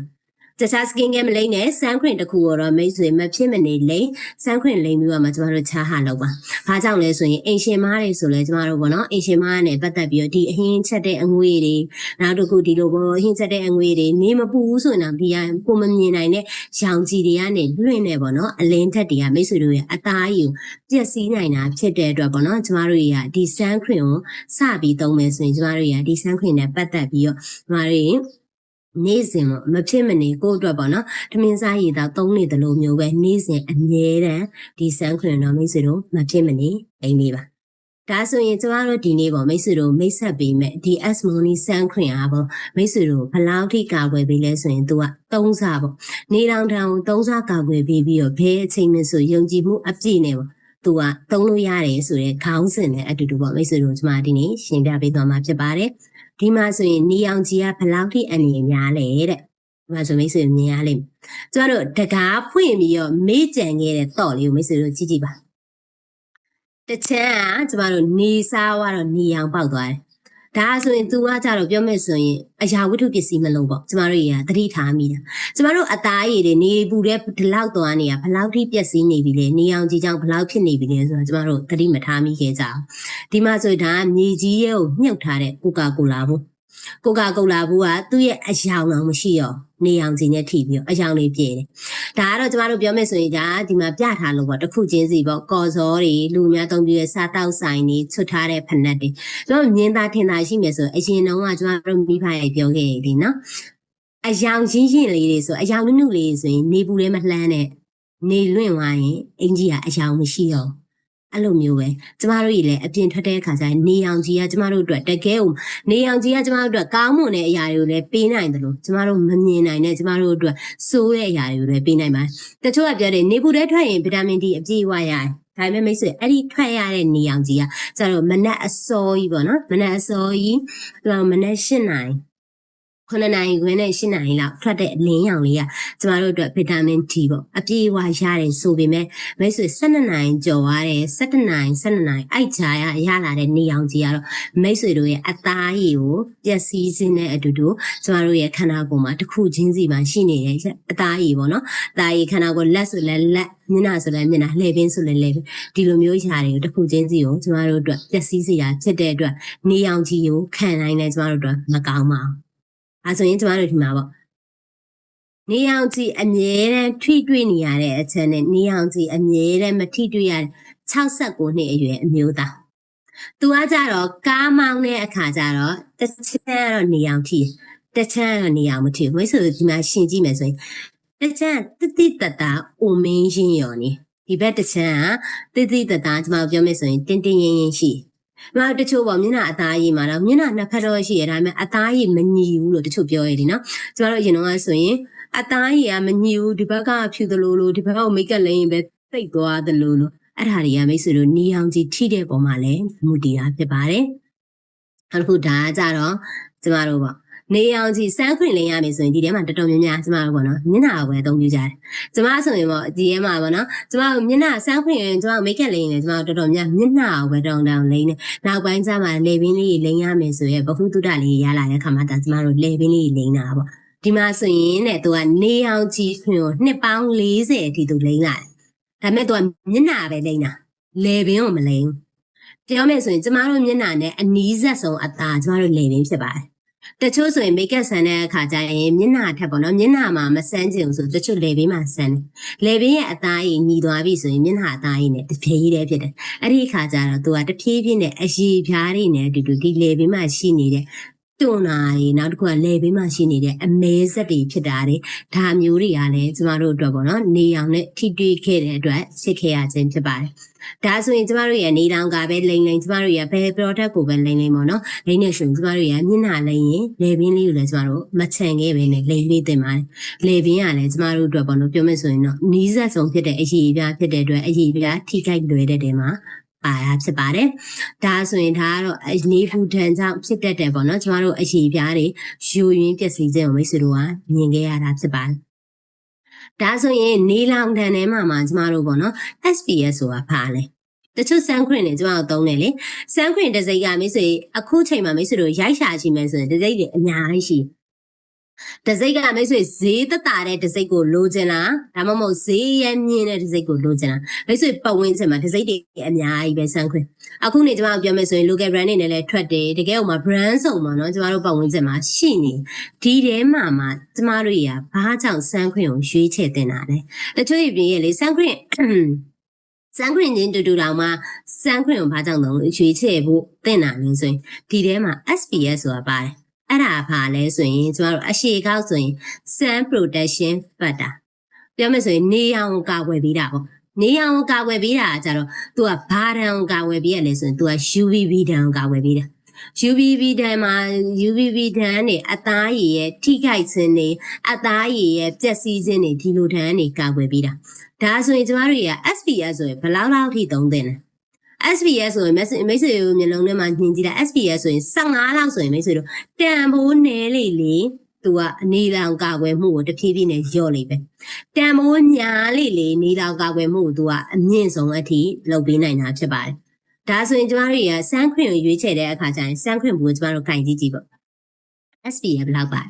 အဲ့ဒီစမ်းခွင့်ဘူးကတကယ်လို့ SPS 15လောက်ပဲပါမယ်ဆိုရင် तू ကတန်မှန်အသားရည်ပေါ့ပုံမှန်အခုကျမတို့အပြင်ကိုစမ်းခွင့်မပါဘဲနဲ့ထွက်သွားတဲ့အသားရည်နဲ့ဆိုင်နီလောင်တန် तू က15စားလောက်ပဲပေါ့နော်ကျမတို့ပြောမယ်ဆို15ရာခိုင်နှုန်းလောက်ထိပဲ तू ကကာကွယ်ပေးနိုင်ကာကွယ်ပေးနိုင်တယ်အသားရည်ရဲ့ပြောမယ်ဆိုရင် UVB တန်ကကြတော့ तू က63လောက်ပဲ तू ကကာကွယ်ပေးနိုင်အဲ့ဒီခါကျကျမတို့ရ SPS 15လောက်ပဲပါတဲ့စမ်းခွင့်ကိုမိတ်ဆွေရပုံမှန်လိမ့်မယ်ဆိုရင်မိတ်ဆွေရအသားရည်သူက15ရာခိုင်နှုန်းနဲ့အတူတူပြီးတော့63လောက်ပဲကာကွယ်ပေးနိုင်တာဆိုတော့ကျမတို့အတွက်ပေါ့နော်စေတော့မဖြစ်ဘူးသုံးမယ်ဆိုရင်တော့မိတ်ဆွေသုံးလို့ရတယ် တုံးလို့မရအောင်မဟုတ်ဘူးတုံးလို့ရတယ်ဒါပေမဲ့ကိုယ့်အတွက်တော့စိတ်မဖြစ်ဘူးဒါဆိုရင် SPF 30ခုနကကျွန်မပြောခဲ့တယ်ခလေးတွေအောင်ကျွန်တော်တို့သုံးလို့ရတဲ့ SPF 30လောက်အသားရည်နေလောင်တောင်သူကဘယ်လောက်ထိကာကွယ်ပြီးလဲဆိုအစ30အထိသူကကာကွယ်ပြီးတယ်ပြောမယ်ဆိုရင်အသားရည်ကို UVB တောင်သူက96လောက်အထိကာကွယ်ပြီးတယ်ဒါဆိုရင်ကျမတို့က SPF 30လောက်ပါတဲ့ sun cream ကိုသုံးထားမယ်ဆိုရင်ကျမတို့ကနေရောင်ကြည့်တဲ့ထွက်မယ်ဆိုရင်ကျမတို့နေရောင်ထန်တဲ့ဆိုရင်သူက96လောက်ထိကာကွယ်ပြီးတယ်ဒါဆိုရင်ကျမတို့က SPF 50ဟိုမှာ50 plus ဆိုပြီးအဲ့လိုမျိုးပါရဆိုရင် तू ကအမြင့်ဆုံးဖြစ်သွားပြီ။ तू ကဘယ်လောက်ထိတောင်ကာကွယ်ပေးလဲဆိုရင်တာမန်အသားရည်ကိုထပ်ပေါ်နေလောင်ထံ तू က50ကာကွယ်ပေးတယ်။50ကာကွယ်ပေးတယ်။ UVB ထံကိုကြတော့ तू က68လောက်ထိကာကွယ်ပေးတယ်။အဲ့ဆိုမိတ်ဆွေတို့က sun cream ကိုစရွေးမယ်ဆိုရင်ကျမတို့ရစပြီးတော့ကျမတို့ sun cream ကိုစရွေးရတဲ့အချိန်ကျရင် sun cream ကဘာမျိုးစားပါလို့ရွေးတာထပ်ပေါ့ကျမတို့စပြီး sun cream စလင်းရမယ်ဆိုရင်ကျမတို့က SPF ကိုပဲကြည့်ရSPF ကိုဘလောက်နေဝလဲ50လောက်ဆိုရင်ကျမတို့တို့အသားရည်ကိုဘလောက်ထိမ့်သိမ့်ဖြစ်လဲ68ဆိုရင်ကျမတို့ရအသားရည်ကို68ဆိုရင်ပိုကောင်းတာဖြစ်တဲ့အတွက် SPF 50 plus ကိုကျမတို့ကပို့ပြီးတော့နံပါတ်1အနေနဲ့ရွေးချက်ဖြစ်တယ်ဒါဆိုရင်ကျမတို့ရဲ့ sun cream ကကြတော့ SPF 50 plus ပါဖြစ်ပါတယ်ဒါဆိုရင်သူကပေါ့နော်တန်မန်ရည် sun cream ပေါ့နော်sun cream မလိမ့်ဘူးတချို့ကြပါပေါ့နော် sun cream မလိမ့်ဘူးအသားရည်ပေါ့ဒါကတော့မှတ်ဆက်အနေနဲ့ပြောတဦးနဲ့တူကအသားရည်နဲ့အတူပေါ့နေလောင်ထံကိုခန္ဓာရည်စမ်းလည်းမတူတာဖြစ်တဲ့အတွက်မိတ်ဆွေတို့ကကိုယ့်အတွက်အသားရည်နဲ့ပတ်သက်ပြီးကိုယ့်အသားရည်ကနေလောင်ထံကိုခန္ဓာရည်ရှိဖို့အတွက်ကဟိုကဘလို့ပေါ့နော်နေလောင်ထံအဆင့်ကိုဘယ်လောက်ထိရွေးတင်လဲကိုယ့်ဘက်ကိုရွေးချယ်လို့ရတယ်အဲ့တော့ sun cream မလိမ့်မဲနေမယ်ဆိုရင်အသားရည်ကနေလောင်ထံမိနစ်20ပဲခန္ဓာရည်ရှိမိနစ်20ပဲခန္ဓာရည်ရှိရဲတကယ်လို့မိတ်ဆွေက15တို့30တို့ဒီလို sun cream လေးဒိန်းနာမယ်ဆိုရင် तू ကနေအောင်ကြည်ကြံကို9နာရီ6နာရီဒီလိုမျိုးလောက်အထိခန္ဓာရည်ရှိရဲအဲ့လိုအချိန်ဒီမှာကျမတို့ကနောက်တစ်ချိန်ပေါ့လိမ့်ပြီးသွားပြီဆိုဒီနေ့ sun cream ကိုလိမ့်သွားတယ်အပြင်ထွက်တယ်ကျမတို့9နာရီကြာသွားပြီဆိုနောက်တစ်ချိန် sun cream ကိုပြန်လိမ့်အခုကိုပါဝိုင်းဆိုကိုအိတ်ကက်ထဲမှာဆောင်းသွား sun cream ပြန်လိမ့်ဒါဆို SPF 50လောက် sun cream ကိုမိတ်ဆွေကတုံးထားမယ်ဆိုရင်တော့ तू က16နာရီလောက်အထိ तू ကခန္ဓာရည်စွမ်းရှိ16နာရီလောက်ခန္ဓာရည်စွမ်းရှိရဲဆိုတော့ကျမတို့ sun cream ကိုကျမတို့လုံလောက်တဲ့ပမာဏတစ်ခုလောက်အထိတုံးထားမယ်ဆိုရင်ကျမတို့ပေါ့နော်အပြင်ကိုကျမတို့ထွက်လိုက်တဲ့အချိန်ပေါ်မူတည်ပြီးတော့ဒီ sun cream ကခန္ဓာရည်ရှိရဖြစ်တဲ့အတွက်မိတ်ဆွေတို့အနေနဲ့ပို့ပြီးတော့လဲကိုယ့်အတွက်ထိထိရရောက်ရှိရင်ကိုယ်လည်းတက်ခါတည်းပဲလိမ့်ရတာဖြစ်တဲ့အတွက်ကိုယ့်အတွက်စိတ်ကျဉ်နှံမှုကိုရရှိစေတာဖြစ်ပါတယ်ဒါကတော့ပြောမယ်ဆိုရင် sun cream ဘိုးမှာပါတဲ့ SPF 50 plus ရဲ့အကြောင်း50ပေါ့နော် SPF မှာ SPF အကြောင်းမိတ်ဆွေတို့ရှင်းပြပေးရဖြစ်ပါတယ်အဲ့မှာ50ပါမယ်15ပါမယ်30ပါမယ်50ပါမယ်50ကတော့အများဆုံးပဲအဲ့မှာ50မှာ plus ဆိုရင်ပို့ပြီးတော့ကောင်းတာပေါ့ဒါတော့မိတ်ဆွေတို့ကိုတကယ် sun cream ကိုရွေးချယ်တဲ့အခါကျရင်ရွေးချယ်လို့ရတာဖြစ်ပါတယ်နောက်တစ်ခုကကြတော့ PA ဆိုတာဘာလဲတဲ့ကျမတို့ရေကကြတော့ SPF ဆိုပြီး sun cream မှာတစ်ခုပါတယ်ပြီးသွားပြီဆို PA ဆိုပြီးတစ်ခုပါတယ်အဲ့ PA မှာပေါ့နော် PA ဆိုတာဘယ်လိုမျိုးလဲဆိုရင်သူက UVA ကိုသူကအဓိကကာကွယ်ပေးတယ် UVA ကိုသူကအဓိကကာကွယ်ပေးတယ် UVA မှာဖြစ်စေရပေါ့နော်ကျမတို့နေအောင်ကြည်ခံနေဒီလိုမျိုးအရာတွေကိုသူကထိရောက်ကာကွယ်ပေးတာဖြစ်ပါတယ်ဒါဆိုရင် UPA မှာဘယ်လိုမျိုးကျမတို့ရွေးချယ်လို့ရတယ် PA မှာ PA+ တစ်လုံးနဲ့ပါမယ်ဆိုရင် UVA ဒဏ်ခံနိုင်စွမ်းကိုသူကနေပါတယ် plus နှလုံးပါတယ်ဆိုရင်ခံနိုင်ရည်စွမ်းကိုအလယ်အလတ် plus 3လုံးပါတယ်ဆိုရင်ခံနိုင်ရည်စွမ်းအမြင့် plus ကိုမှ6-5ခုလောက်ပါသွားမယ်ဆိုရင်အဲ့ဒါပြီးခန္ဓာရည်စွမ်းပြောမယ်ဆိုရင်အမြင့်ဆုံးဖြစ်တယ် UVA တန်ခန္ဓာရည်ရှိမယ် UVB တန်ကိုမိတ်ဆွေတို့ကခန္ဓာရည်ရှိမှာဖြစ်ပါတယ်အဲ့ဆိုမိတ်ဆွေတို့ကခုနကလိုပေါ့ UVA UVB တော့သုံးသွားတယ်ဒါပေမဲ့နေအောင်ကြည်ခံတော့ခန္ဓာရည်ရှိဒီလိုမျိုးအရာတွေကဘာတွေလဲUVA ရောဘယ်လိုမျိုးအရာလဲ UVA ဆိုတာပထမဦးဆုံးကျမတို့အသားရည်ပေါ့အသားရည်ကပထမနဲ့ဒုတိယပထမဦးဆုံးဝင်ရောက်ပြီးကျမတို့နေအောင်ကြည့်ပေါ့ဝင်ရောက်လာတယ်ဒီ UVA တန်ကိုခန္ဓာတွေမိတ်ဆွေတို့များလာတာနဲ့အမေမိတ်ဆွေတို့ရဲ့အသားရည်ကညင်ညမ်းလာညင်ညမ်းလာရဲဆိုတာကျမတို့ပေါ့နော်အသားရည်လေးတွေမဲလာတယ်နောက်တစ်ခုကကြတော့ကျမတို့ပေါ့နော်မဲဆက်ကလေးတွေနောက်တစ်ခုမျက်နှာဒီလိုမျိုးပေါ့ဈာလေးတွေမှာစားဝတ်ချံလေးတွေဖြစ်တာတွေစားဝတ်ချံတဲ့အတူတူပေါ့ကျမတို့အမဲဆက်ကလေးတွေဒီလိုမျိုးလေးတွေဖြစ်တာတွေဒီလိုမျိုးအရာတွေကလည်း UVA ထိခိုက်မှုများလို့ဖြစ်ပါတယ် UVB ထိခိုက်မှုများတယ်ဆိုရင်အသားရည်ရဲ့အပေါ်ဆုံးအလွှာပေါ့နော်အပေါ်ဆုံးအလွှာကြတော့ကျမတို့အသားရည်ရဲ့ပျက်စီးခြင်းနဲ့အတူအသားရည်ရဲ့ထိခိုက်မှုကိုမိတ်ဆွေတို့ကဖြစ်ပေါ်စေတာဖြစ်တဲ့အတွက်ကျမတို့ရဲ့စမ်းခွင့်ကိုစတင်ပြီးတော့ရွေးချယ်မယ်ဆိုရင် SPF နဲ့ပေါ့နော် SPF နဲ့ PA ကကျမတို့အတွက်ပေါ့နော်ပထမဦးဆုံးမိတ်ဆွေတို့ရွေးချယ်ပြီးတော့ပေါ့နော်ရွေးချယ်တဲ့နေရာမှာတစ်ခုအပါဝင်ဖြစ်ပါတယ်ကျမတို့တချို့ကြတော့ SPF 50တော့ပါတယ် PA မပါအောင်PA မပါတဲ့ကြတော့ကျမတို့ဘာဖြစ်လဲဆိုတော့ UVA ကိုမကာကွယ်ပေးနိုင်မကာကွယ်ပေးနိုင်ဘူး PA မပါတဲ့နေလင်းခွင့်တွေပေါ့နော်ကျမတို့ရဲ့နေကခွင့်တွေPA ပါတဲ့ပေါ့နော်နေကခွင့်တွေကိုကျမတို့ရမလိမ့်ဘူးဒီလိုမျိုးမပါတဲ့ခွင့်တွေကိုပဲကျမတို့အမြဲတမ်းလိမ့်နေဆိုရင်မျက်နှာအကြီးပြားရဲ့တွန့်မှုပေါ့အမတို့ရအမြဲတမ်းခွင့်တွေကိုလိမ့်မှများတော့မျက်နှာအကြီးပြားတွန့်မှုတွေဒီလိုမျိုးတွေဖြစ်တယ်တင်းတိတ်တွေကိုဖြစ်ပေါ်စေတယ်အမဲဆက်တွေကိုပိုပြီးဖြစ်ပေါ်စေတဲ့အပြင်ကျမတို့မျက်နှာရဲ့မွေးခြောက်ခြင်းတွေဒါမျိုးတွေကိုဖြစ်ပေါ်စေတာဖြစ်ပါတယ်။နောက်တစ်ခုကကြတော့ SPF မပါတဲ့ခွင့်တွေကိုမိတ်ဆွေတို့ကမလိမ်ဘူးဆိုရင်မျက်နှာနီတာတွေဆက်တာတွေတချို့ပေါ့နော်ကျမတို့ရှမ်းပြည်ပဲသွားတဲ့အခါကျရင်ခလေးလေးတွေတွေ့ဘူးတယ်။အချုပ်ကလေးလေးကမျက်နှာလေးတွေကဖောင်းဖောင်းလေးနဲ့ချစ်ဖို့ကောင်းတယ်။အဲ့ဒါအောင်မှသူတို့မျက်နှာလေးကနီးနေတာမျက်နှာတစ်ခုလုံးနီရဲတွတ်နေတာအဲ့ဒီကလေးလေးအဲ့လိုမျိုးမျက်နှာနီနေတဲ့အခါကျရင်သူတို့ကကြတော့နေအောင်ကြီးရဲ့ဓာတ်ရိုက်ထိတွေ့တာခလေးကြတော့စော့တာနေဘူးထဲမှာစော်တယ်ပြီးရင်ပြန်တက်တယ်နေအောင်ကြီးကသူတို့မျက်နှာကိုထိခိုက်တာအရင်များတဲ့အခါကျမျက်နှာရနီလာပြီးတဲ့အခါကျမျက်နှာလေးကဆက်လာပြီးတော့အဲ့ဒီမျက်နှာလေးကအရန်ရှားတာပေါ့အဲ့ဒါကြတော့ကျမတို့မျက်နှာရဲ့အပေါ်ဆုံးအရှိပြအလွှာပျက်စီးခြင်းကိုစတင်နေတာဖြစ်တဲ့အတွက်မိတ်ဆွေတို့ကဒါလေးတွေပေါ့နော်ကိုယ်တိုင်ခလေးလေးဖြစ်ခိုင်းတဲ့အခါကျရင်လည်းမိတ်ဆွေတို့ပေါ့နော်တတိထားပြီးတော့ပေါ့နော်ကိုယ်ကလေးတွေပဲဖြစ်ဖြစ်ဒါမှမဟုတ်ကိုယ်ပတ်ဝန်းကျင်မှာရှိနေတဲ့သူတွေပဲဖြစ်ဖြစ်ပေါ့နော်ဒါလေးတွေကိုလည်းမိတ်ဆွေတို့တတိထားလို့ရပါတယ်နောက်တစ်ခုကကြတော့ကျမတို့ရဲ့စမ်းခွင့်ကိုရွေးချယ်တဲ့အခါကျရင် SP ရဲ့လည်းကျမတို့သိပြီးသွားပြီ PA ကိုလည်းကျမတို့သိပြီးသွားပြီဒါဆိုရင်ကျမတို့စမ်းခွင့်အမျိုးအစားဘယ်လိုမျိုးရှိလဲမိတ်ဆွေတို့အခုပေါ့နော်ကိုတိုင်လည်း TikTok သုံးနေတယ်ကိုတိုင် YouTube သုံးနေတယ်ဆိုကျွန်မစမ်းခွင့်အမျိုးဆိုင်မိတ်ဆွေတို့ရိုက်ရှာကြည့်လို့ရတယ်အမျိုးအစားဆိုတာကျွန်မတစိတ်ကိုပြောတာမဟုတ်ပါဘူးစမ်းခွင့်ကကိုသုံးမယ်ဆိုရင်ဘယ်လိုအမျိုးအစားနဲ့ကိုနဲ့ကြိုက်လဲကျမတို့တော်တော်များများဈေးကွက်မှာရှိနေတဲ့စမ်းခွင့်တွေထဲမှာဆိုရင် physical စမ်းခွင့်ရဲ့ chemical စမ်းခွင့်ရဲ့များတယ် physical စမ်းခွင့်ကကြတော့ကျမတို့ကာကွယ်ဘာလို့မျိုးကာကွယ်ပေးထားလဲဆို UV တံပေါ့နော်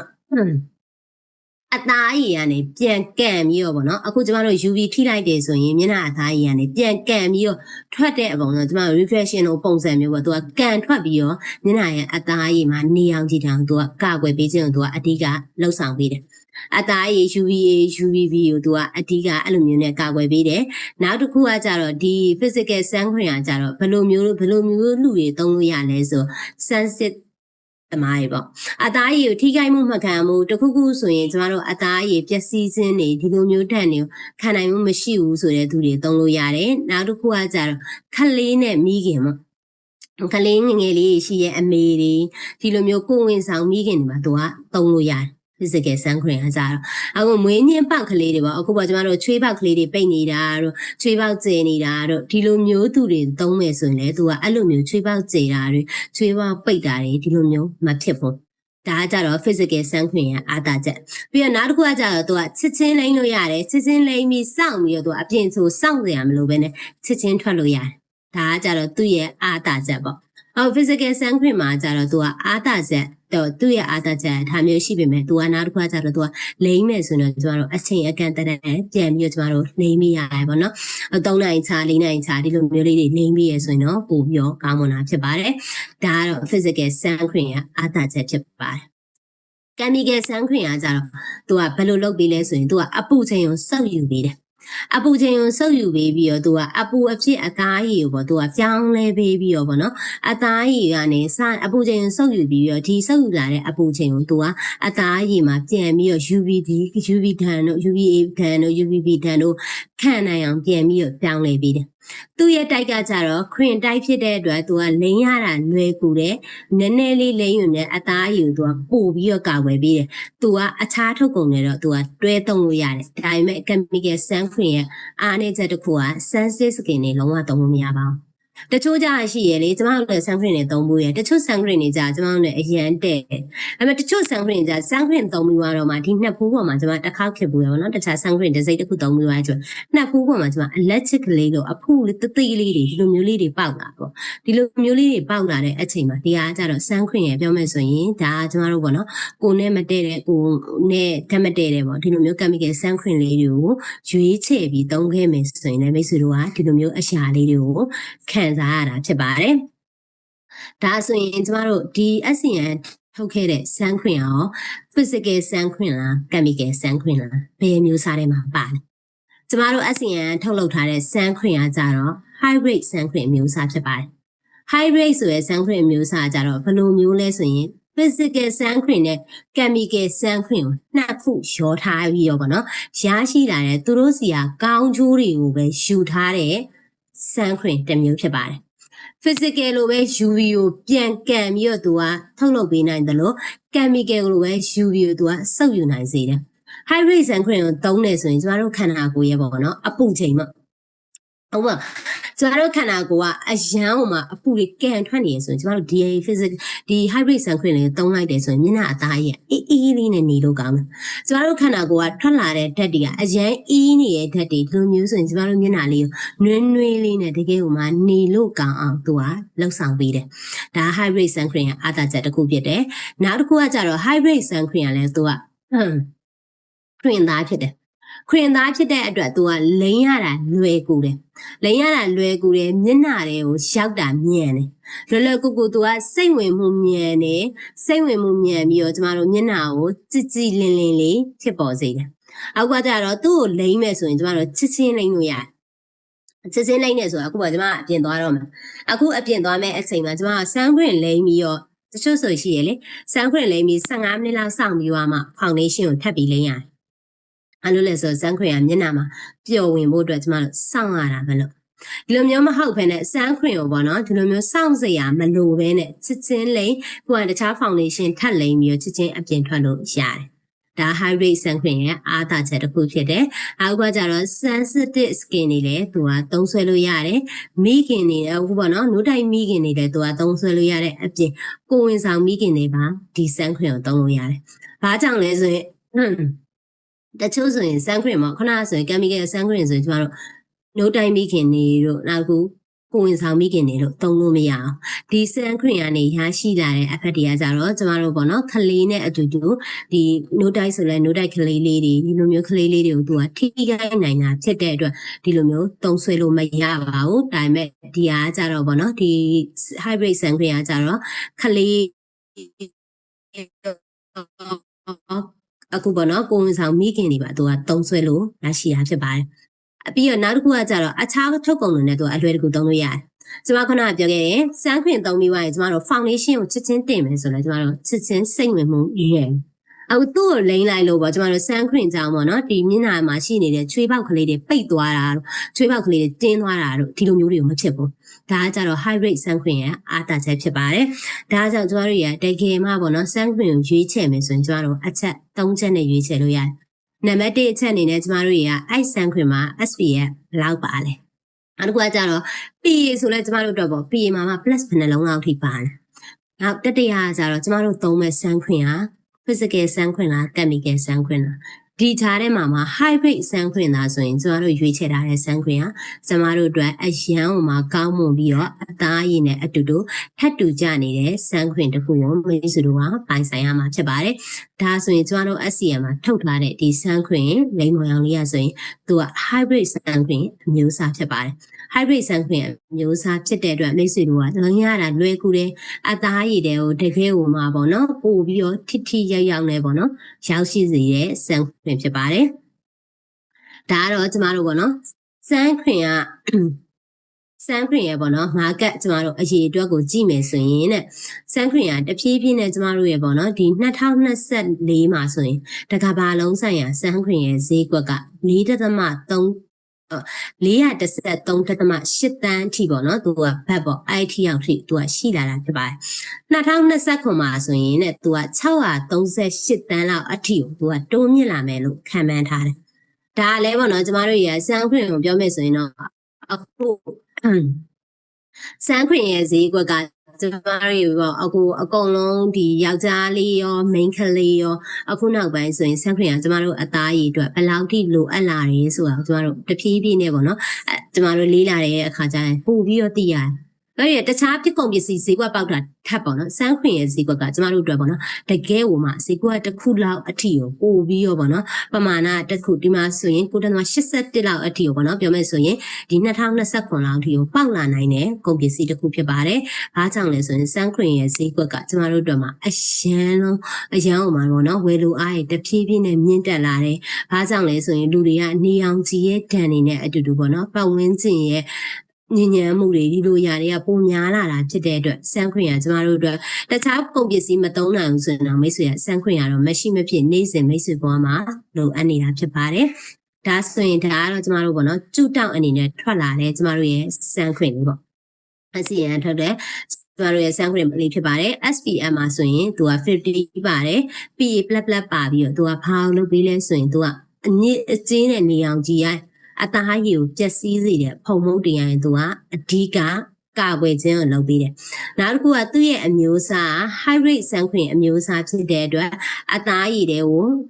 ုစိတ်ဝင်မှုမြန်နေထီအောင်မှုအသားရည်တွေကိုစိတ်ဝင်မှုမြန်နေထီအောင်မှုမြန်နေအောက်ကကြတော့မျက်နှာကိုစစ်လင်းလေးနဲ့ပေါ့နော်တကယ်ကိုမှဂလိုးအပ်လေးကိုသူကရရှိစေတာဖြစ်ပါတယ်တတိယတော့ပတ်ဝန်းကျင်နဲ့ပေါ့အဓိကပေါ့တက်ရှိနေတဲ့အနေကင်းစေတဲ့နေလောင်ကဖြစ်တဲ့အတွက်မိတ်ဆွေတို့ကိုယ့်အတွက်လည်းအနေကင်းနေပြီးတော့ကိုယ့်အတွက်လည်းအနေကင်းတဲ့အခါကျတော့ကိုယ်တုံးကလည်းတကယ်ကိုမှစိတ်ဖြစ်စေရဲ့ပစ္စည်းဖြစ်ပါတယ်အခုကကြတော့အရေးသားမှကျွမ်းကျင်တယ်ပေါ့နော်ဒီအရေးသားနဲ့ပတ်သက်ပြီးတော့အလားပါနဲ့ဆိုင်တာမှာဆိုလည်းသူကထောက်ခံချက်တွေရရှိထားတာဖြစ်ပါတယ်ဒီမှာဆိုရင်သူကတားမြစ်ပစ္စည်းတွေပေါ့ကျမတို့တကယ်မျက်နှာအတွက်ဆိုရင်ကျမတို့ရမျက်နှာအတွက် skin care အတွက်ဆိုရင်ကျမတို့ရတားမြစ်ပစ္စည်းတွေထည့်ရတယ်အမြင့်ပစ္စည်းထည့်ရတယ်ကျမတို့ပေါ့နော်အကောင်အခုတတဝါရရှိရဲ့သွေးတို့ဒီလိုမျိုးလေးထည့်ရတာလေးရှိရပေါ့နော်ဓာတ်လေးတွေဒီလိုမျိုးတားမြစ်ပစ္စည်းခုနှစ်မျိုးလုံးဝမပါရှိဘူးမပါရှိဘဲနဲ့သူကတီးတန့်ထုတ်လုပ်ထားပြီးတော့တဘာရရှိရဲ့ဓာတ်တွေကိုသူကထုတ်လုပ်ထားတာဖြစ်ပါတယ်ဒီမှာဆိုရင်မိတ်ဆွေတို့ပေါ့နော် hybrid ဆန်းခွင်ဖြစ်ပြီးရဲ့အတွက်ပေါ့နော်သူကဘယ်လိုမျိုးကောင်းမွန်လဲဆိုရင်အသားရည်သူက UVB UVA တို့ထံလည်းကာကွယ်ပေးတဲ့အပြင်သူကအသားရည်ကမိတ်ဆွေတို့အတွက်ပေါ့နေ့စဉ်ကြုံတွေ့ရတဲ့အစိတ်အတောက်တွေကိုလည်းကာကွယ်ပေးပြီးတော့ကျမတို့ blue light ဆိုရblue light ဆိုရပေါ့နော်ကျမတို့အလင်းအောင်တကယ်ဥမာအသားရည်ကိုပျက်စီးစေတဲ့ဒီ blue light ထံကလည်းမိတ်ဆွေတို့ကာကွယ်ပေးတာဖြစ်ပါတယ်ဒီ blue light ကိုလည်းမိတ်ဆွေတို့ကျမနောက်မှာအကျေတမှုလေးရှင်းပြပေးပါမယ် blue light ကကျမတို့အသားရည်ကိုဘယ်လောက်ထိပေါ့နော်ပျက်စီးနိုင်ခြင်းများလဲကျမတို့နေအောင်ကြည်ရရင်ထွက်လာတဲ့ဒီ blue light ကပေါ့နော်ကျမတို့အသားရည်ကိုဘယ်လောက်အထိတောင်ကျမတို့အတွက်ပေါ့နော်ပျက်စီးနိုင်ခြင်းများလဲဆိုတဲ့အကြောင်းအရာလေးတွေကိုလည်းမိတ်ဆွေတို့ကျမတစ်ခုချင်းစီလည်းရှင်းပြပေးမှာဖြစ်ပါတယ်ဒါတော့ကျမတို့ဒီ SCN ထုတ်လုပ်ထားတဲ့ပေါ့နော်ဒီဥစ္စာကြတော့တားမြစ်ပစ္စည်းဓာတုပစ္စည်းလုံးဝမပါတဲ့ခုနှစ်မျိုးမပါဝင်ပဲနဲ့သူကသဘာဝရှိတဲ့ဇာတ်ရည်နဲ့အတူအနေကင်းစီရထုတ်လုပ်ထားတဲ့ထုတ်ပုံတစ်ခုဖြစ်ပါတယ်ဒါကတော့ blue light ဖြစ်ပါတယ် blue light ဆိုတာကတော့ကျမတို့ပေါ့နော်ဒီအသားရည်ပျက်စီးခြင်းမှာပေါ့သူကဖြစ်စေတဲ့နေရောင်ခြည်ပေါ့ blue light ဆိုတာကျမတို့ပတ်ဝန်းကျင်မှာဆိုရင်ကျမတို့အတွက်ပေါ့နော်ဒီနေရောင်ကနေမဟုတ်ဘဲနဲ့ကျမတို့ပတ်ဝန်းကျင်ကနေလည်းဒီ blue light တွေထွက်တာရှိပါတယ်ဘယ်ကနေထွက်လဲဆိုရင်ကျမတို့ရဲ့ပေါ့နော်အိမ်မှာရှိရဲ့ဒီမှာကွန်ပျူတာတွေကျမတို့နေ့စဉ်သုံးတဲ့ကွန်ပျူတာတွေစီကလည်းကျမတို့ blue light ထွက်တယ်ပြီးသွားရင်ကျမတို့ digital ပစ္စည်းတွေဖုန်းတွေ TV တွေပြီးသွားရင် LED မီးသီးတွေဒီမီးချောင်းတွေကနေမိတ်ဆွေတို့ blue light တွေသူကထွက်တယ်ဒါပေမဲ့အဲ့လို blue light ထွက်တာကကြတော့တပိုက်တွေကထွက်တဲ့ blue light ကကြတော့ကျမတို့ပေါ့နော်ဇက်တိုက်သုံးမယ်ဆိုရင်ပေါ့မိတ်ဆွေတို့အခုကကွန်ပျူတာလည်းလုံးဝမထတန်းဇက်တိုက်ကြည့်ရတော့ဖုန်းလည်းမထတန်းဇက်တိုက်ကြည့်ရတော့ဒီလိုမျိုးဇက်တိုက်သုံးလို့15ရက်လောက်ဇက်တိုက်သုံးလို့မှမိတ်ဆွေတို့ကအဲ့ blue light ရဲ့ဒဏ်ကိုခံနိုင်တော့ပေါ့ဓာတ်ရိုက်ထိတွေ့ပြီးခံစားရမှာပေါ့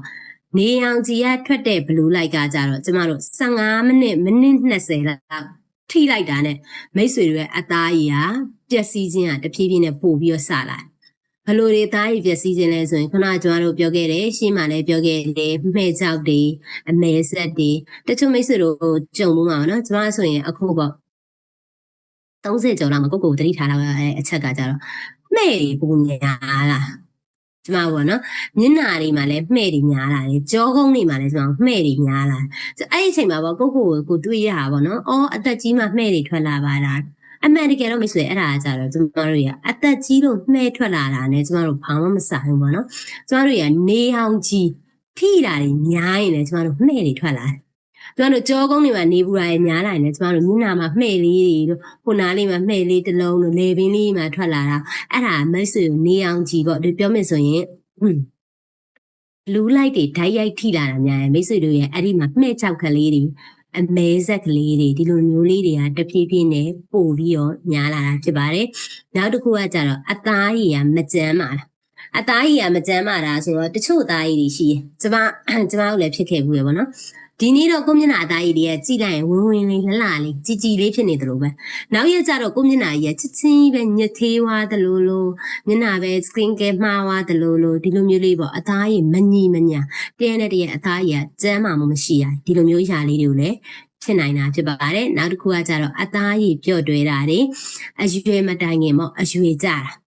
ာအဲ့ဒါကျမရှိမှပြောခဲ့တယ်ဟိုကကျတော့အစီပြန်တာ white skin တွေပေါ့အစီပြန်တဲ့အသားရည်တွေကိုမျက်နှာပေါ့နော်သူများနဲ့အတူတူကိုက make up လိမ့်တာချင်းအတူတူကိုမျက်နှာကြမှာအစီတွေပြန်ပြီးချွေးတွေပြန်ပြီးဒီလိုမျိုးကြီးတွေပေါ့အမြဲတမ်းအစီပြန်တဲ့မျက်နှာမျိုးကြီးဒီလိုမျိုးဖြစ်တယ်ဆိုရင်လည်းမိတ်ဆွေတို့ကဘလူးလိုက်ကြမှာအသားရည်ပျက်စီးခြင်းတွေဒီလိုမျိုးအရာတွေကိုခံစားရတာဖြစ်တဲ့အတွက်ပေါ့နော်ကျမတို့တကယ်ကိုမှဘလူးလိုက်ကလည်းကျမတို့အတွက်ပေါ့တကယ်ကိုမှအရန်ပြောမယ်ဆိုရင်စိုးရတဲ့တဲမှာပါဝင်တာဖြစ်ပါတယ်။ဒါဆိုရင်ကျမတို့တွေက blue light ကကျမတို့ရဲ့ပေါ့နော်ဒ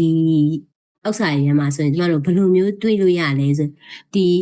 sunscreen တွေပေါ်မှာဆိုရင်ကျမတို့ပေါ့နော် both spectrum ဆိုတာမျိုးလေးလည်းရှိရယ်။နောက်တစ်ခုကကြတော့ကျမတို့ပေါ့နော်ဒီ blue light ကိုကာကွယ်ပေးတာဆိုတော့တိတတ်မှာအမှတ်အသားလေးဒီလိုမျိုးလေးပါတဲ့ sunscreen လေးတွေကိုမိတ်ဆွေတော့ပို့ပြီးတော့ရွေးချယ်ပြီးတော့သုံးသင့်တာဖြစ်ပါတယ်။ကျမတို့ SCN ကကြတော့ blue light ကိုပေါ့နော်ကာကွယ်ပေးထားတယ်ပေါ့နော်ချက်လေးတွေလည်းပါဝင်တယ်လို့ကျမတို့ကဘာအတွက်ပေါ့နော်တကယ်ဟိုမှာမျက်နှာအတွက်မျက်နှာမှမဟုတ်ဘူးပေါ့ကျမတို့အသားရည်နဲ့အတူတူပတ်ဝန်းကျင်ရဲ့ပျက်စီးဆုံးရှုံးမှုပေါ့နော်ပတ်ဝန်းကျင်ရဲ့ကဘာပတ်ဝန်းကျင်ရဲ့ညဉ့်ညမ်းမှုတွေလေလူးညဉ့်ညမ်းမှုတွေကဘာရှိနေတဲ့လူဦးရေတွေရဲ့ဖြစ်စီရဲ့ပေါ့နော်အစိတ်အတောက်တွေဒီလိုမျိုးအရာတွေဖြစ်စီရဲ့ပေါ့နော် PM 2.5 ဆိုရယ်ပေါ့နော်ဒီလိုမျိုးအရာလေးတွေအစိတ်အတောက်တွေများစေတဲ့အရာတွေပေါ့ဒီလိုမျိုးအရာတွေကြောင့်ကျမတို့အသားရည်ရဲ့ပျက်စီးဆုံးရှုံးမှုထန်နေအသားရည်ရဲ့ပင်အသားရည်ရဲ့ပေါ့နော်ပျက်စီးမှုတွေနောက်တစ်ခါကျတော့အသားရည်မှာညိုမဲဆွဲတာတွေဒီလိုမျိုးအရာတွေကိုတဖြည်းဖြည်းနဲ့ဖြစ်ပေါ်စေတာဖြစ်ပါတယ်ဒီထဲမှာဘာလဲဆိုကျမတို့အရေပြားတွေရှားရန်တာအရေပြားတွေရာရန်တာအခုဆိုရင်ကျမတို့များကြည့်ရပေါ့နော်ဒီကျမရေဘုတ်တူတိုင်းလေးလာလိုက်တဲ့အခါမှာ20ရာစုနောက်ပိုင်းဆိုလူတွေကဘာဖြစ်လဲဆိုအလက်ချစ်လိုပုံစံမျိုးပေါ့ကျမတို့အသားရည်တွေရားတာအသားရည်ရတာဘာကြောင့်အသားရည်ရတာလဲဆိုရင်အကြောင်းပြချက်မရှိပေါ့ဒါကျမကိုယ်တိုင်လည်းကျမလည်းခံစားနေရပါပေါ့နော်ကျမဖုံကြောင့်ရတာလားဆိုလဲတိတိကျကျကြီးတော့မဟုတ်ပေါ့နော်ဖုံကြောင့်ဒါတွေကဘာကြောင့်အစအဦးဆုံးဖြစ်ခဲ့ရတာလဲဆိုနေပူတံကိုထိခိုက်တာအရန်များလာရင်အသားရည်ရာရံမှုနဲ့အတူတူပေါ့နော်သူ့ရဲ့ဓာတ်မတည့်ဘူးတွေနောက်တစ်ခုကကြတော့ကို့မှာပေါ့နော်ဝင်မွေးကလေးကပါလာတာတော့မဟုတ်ဘူးအသက်အရွယ်တစ်ခုရောက်လာတော့မှကို့မှာဖြစ်စီတဲ့အလက်ချစ်တွေဒီလိုမျိုးအရာတွေကလည်းကျမတို့ပတ်ဝန်းကျင်ရပေါ့နော်လေလူညဉ့်ညံမှုနဲ့အတူနေအောင်ကြီးရရှိတဲ့အရာတွေကြောင့်ကျမတို့တစ်ခုပြီးတစ်ခုကိုဖြစ်ပေါ်လာစေရဖြစ်ပါတယ်နောက်တစ်ခုကကြတော့ဝက်ချန်နဲ့အရေးအကြောင်းတွေပေါ့အရေးအကြောင်းတွေများတယ်အရွယ်မတိုင်ခင်အိုမင်းရောမှုတွေဒီလိုမျိုးတွေလည်းဖြစ်ပေါ်လို့ကျမတို့ရဲ့ပေါ့နော်ဆဲအရည်ပြားမှာဆိုရင်ကျမတို့ collagen ဓာတ်တွေကိုပေါ့တဖြည်းဖြည်းနဲ့ဖြတ်စည်းရပေါ့ကျမတို့ဆဲလေးတွေကတကူအားကောင်းလာပြီဆို collagen လေးတွေအားကောင်းလာပြီဆိုကျမတို့အသားရည်စူပြေခြင်းတွေအသားရည်တင်းရင်ခြင်းတွေအသားရည်ကြည်လင်ခြင်းတွေဒီလိုမျိုးတွေကိုဖြစ်ပေါ်စေ collagen ဓာတ်တွေကိုသူကတက်ဖြည်းဖြည်းနဲ့သူကဖြတ်စည်းတာတယ်နောက်တစ်ခုအသားရည်စူပြေခြင်းတွေကိုရှုံပြီးတော့ပေါ့နော်အသားရည်6သွေးတာတွေညဉ့်ညမ်းလာတာတွေဒါမျိုးလေးတွေကိုသူကဖြစ်ပေါ်လာစေတယ်ဆိုတာမိတ်ဆွေတို့ရဲ့လေထုညဉ့်ညမ်းမှုနဲ့အတူပေါ့နော်အသားရည်မှာတဖြည်းဖြည်းနဲ့အစိတ်အတောက်တွေများလာခြင်းကြောင့်လည်းဖြစ်ပေါ်လာတာဖြစ်တဲ့အတွက်မိတ်ဆွေတို့ကပထမဦးဆုံးအနေနဲ့ကိုပို့ပြီးတော့ပေါ့နော်ဂရုစိုက်တင်တာကျမတို့ပေါ့နော်အသားမျက်နှာအသားရည်လှပခြင်းကိုပိုစပြီးဂရုစိုက်မယ်ဆိုရင်ကျမတို့မျက်နှာတကြံနဲ့စပြီးတော့ပေါ့နော်ကျမတို့ skin care အဆင့်တစ်ခုပြီးတစ်ခုဂရုစိုက်သွားမယ်ဆိုရင်တော့မိတ်ဆွေတို့ရဲ့အသားရည်ကကြည်ကြည်လင်လင်နဲ့အသားရည်ဝင်ပါခြင်းတွေကိုမိတ်ဆွေတို့ကပို့ပြီးတော့ပေါ့နော်ရရှိသိမှာဖြစ်ပါတယ်ဒါဆိုရင်ကျမတို့ရဘယ်လိုနေရာတွေကိုပို့ပြီးတော့ရှောင်သင့်လဲ ဘယ်လိုနေရာတွေကကိုယ့်အတွက်ပို့ပြီးတော့ထိခိုက်စေလဲဆိုရင်အသားရည်ကိုပျက်စီးစေဖို့အများဆုံးဖြစ်နိုင်တဲ့နေရာ၃ခုပဲရှိတယ်။အဲ့၃ခုလုံးကလည်းကျမတို့ရှောင်လို့ရတဲ့နေရာရှားတယ်။နံပါတ်1အနေနဲ့ဆိုရင်မီးဖို့ချောင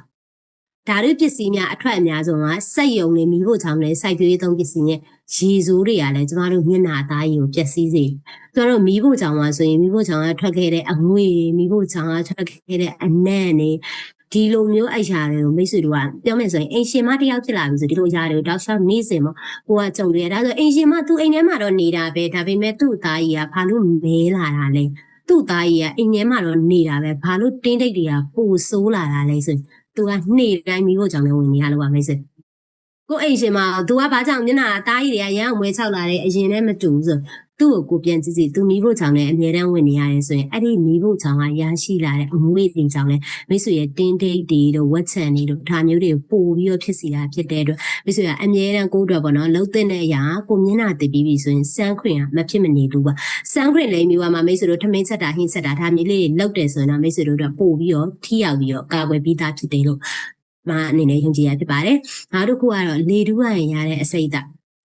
်ကိုယ့်အိမ်မှာဆက်လိန်ငွေတွေတို့ဒီလိုမျိုးကားမီးကုန်းငွေတွေတို့အတက်နိုင်ဆုံးကိုယ့်ဘက်ကရှာဒီဟာတွေကအသားရည်ကိုပျက်စီးရုံနဲ့မဟုတ်ဘူးเนาะခန္ဓာကိုယ်မှာရှိနေတယ်ပေါ့နော်ကျွန်တော်ခန္ဓာကိုယ်အတွက်အစိတ်အတောက်တွေလည်းဖြစ်စေတာဖြစ်တဲ့အတွက်ဒီလိုမျိုးတွေကိုရှာပြီးတော့နေအောင်စီရလာရှိရပေါ့နော်ခဏလို့ကျမတို့ပေါ့နော်အပြင်ထွက်တယ်ဆိုရင်တော့ကျမတို့စမ်းခွင့်လိမ့်ထားတယ်ဆိုတော့ကျမတို့ဖြစ်နိုင်နေဆိုရင်အုတ်ထုပ်ကလေးတွေထီးလေးတွေဒီလိုမျိုးလေးစောင်ပြီးတော့သွားတယ်ဆိုရင်ပို့ပြီးတော့ကောင်းပါတယ်စမ်းခွင့်လိမ့်ထားတိုင်းလည်းကျမတို့ရနေအောင်နေဘူးတဲ့ပေါ့နော်ကျမတို့ရစိတ်တိုင်းကြလည်းခက်လို့မရအောင်လေနော်ကျမတို့ရစမ်းခွင့်လိမ့်ထားတယ်ကိုကနေတောင်ကလေးလည်း view site မယ်ဆိုရင်တော့မိတ်ဆွေရဲ့အသားအီကတကယ်ကိုမှကြည်ကြည်လင်းလင်းလေးနဲ့ပေါ့နော်အသားအီကိုစူပြီးသားနဲ့ဖြစ်မှာဖြစ်ပါတယ်ဒါကြောင့်ပေါ့နော်စမ်းခွင့်ကိုရွေးချယ်မယ်ဆိုရင်တော့ကျမတို့ရဲ့ SC ရဲ့စမ်းခွင့်က UVA UVB ကိုလည်းကာကွယ်ပေးနိုင်တယ် UVA ကိုကာကွယ်ပေးနိုင်တဲ့ SPF ပါအဲ့တော့ UVB ကိုကာကွယ်ပေးနိုင်တယ်ပေါ့နော် SPF ပါဆို UVA ကိုကာကွယ်ပေးနိုင်တယ် PA++ ကလည်းပါအကောင်းဆုံးပါဝင်လာတယ်နောက်တစ်ခုကကြတော့သူကကြတော့ hybrid sunscreen အမျိုးအစားဖြစ်တဲ့အပြင် blue light ကိုလည်းကာကွယ်ပေးထားတာဖြစ်တဲ့အတွက်မိတ်ဆွေတို့အနေနဲ့ဒီ sunscreen ကတော့ကျမတို့အတွက်ပေါ့နော်အကောင်းဆုံးဆိုတာထက်ပေါ့မိတ်ဆွေတို့တကယ်မှရွေးချယ်မယ်ဆိုရင်ရွေးချယ်မှုတွေထဲမှာမိတ်ဆွေတို့အကောင်းဆုံးရွေးချယ်လို့ရတဲ့ sunscreen အမျိုးအစားဖြစ်ပါတယ်ကျမကတော့ဒီကုမ္ပဏီကိုကျမတို့အခုမှစပြီးလေ့လာခဲ့တယ်။အခုမှကျွန်မလူသစ်နေတယောက်နဲ့ကျွန်မပြီးလေ့လာခဲ့တယ်ဆိုခဲ့ရင်မိတ်ဆွေစပြီးစမ်းသုံးတဲ့ပစ္စည်းကစမ်းခွင့်ဖြစ်ပါတယ်မိတ်ဆွေစမ်းခွင့်ကကြတော့ကျွန်တော်တို့အသားရည်ပိုင်းနဲ့ပတ်သက်ပြီးတော့အရန်ဟိုမှာတိတိကျကျအဖြစ်နဲ့အတူတူပေါ့နော်တကယ်ဟိုမှာကျွန်တော်တို့သိကြတယ်ပေါ့နော်ကျမတို့အတွက်တကယ်ကိုအသားရည်ကောင်းခြင်းနေအသားရည်စုပြီးခြင်းနေဒီလိုຢာတွေကိုတစ်ခုပြီးတစ်ခုပေးနိုင်မှာဖြစ်ပါတယ်ဒါဆိုရင်ကျမတို့ရဲ့စမ်းခွင့်ရပေါ့နော်ဘယ်လိုမျိုးတွေကြောင့်ဘယ်ချက်တွေကြောင့်ကျမတို့ရထုတ်လုပ်ထားအပိုင်းနဲ့အဓိကထုတ်လုပ်ပြီးထားလဲဘိုင်းနဲ့ပါဝင်ပစ္စည်းရိုင်းနဲ့ထုတ်ပြုတ်ပြထားလဲဆိုရင်သူကပေါ့အခု poster ဆိုတာပေါ့ poster ဆိုတာကြတော့ကျမတို့ပေါ့နော်ဒီကာမီဝငွေတွေဒီလိုနေအောင်ကြည်တန်းဒီလိုအစိတ်တောက်တွေဒီလိုဒဏ်တွေရနေတယ်သူကအဓိကပေါ့သူကကာကွယ်ပေးထားတယ်ဓာတ်တစ်မျိုးဘာဝနာဖြစ်တယ်နောက်တစ်ခုကကြတော့ marine bamboo ဆိုတာကျမတို့ပင်လေရေအောက်မှာပေါက်တဲ့ပင်လေရေညှိပင်တစ်မျိုး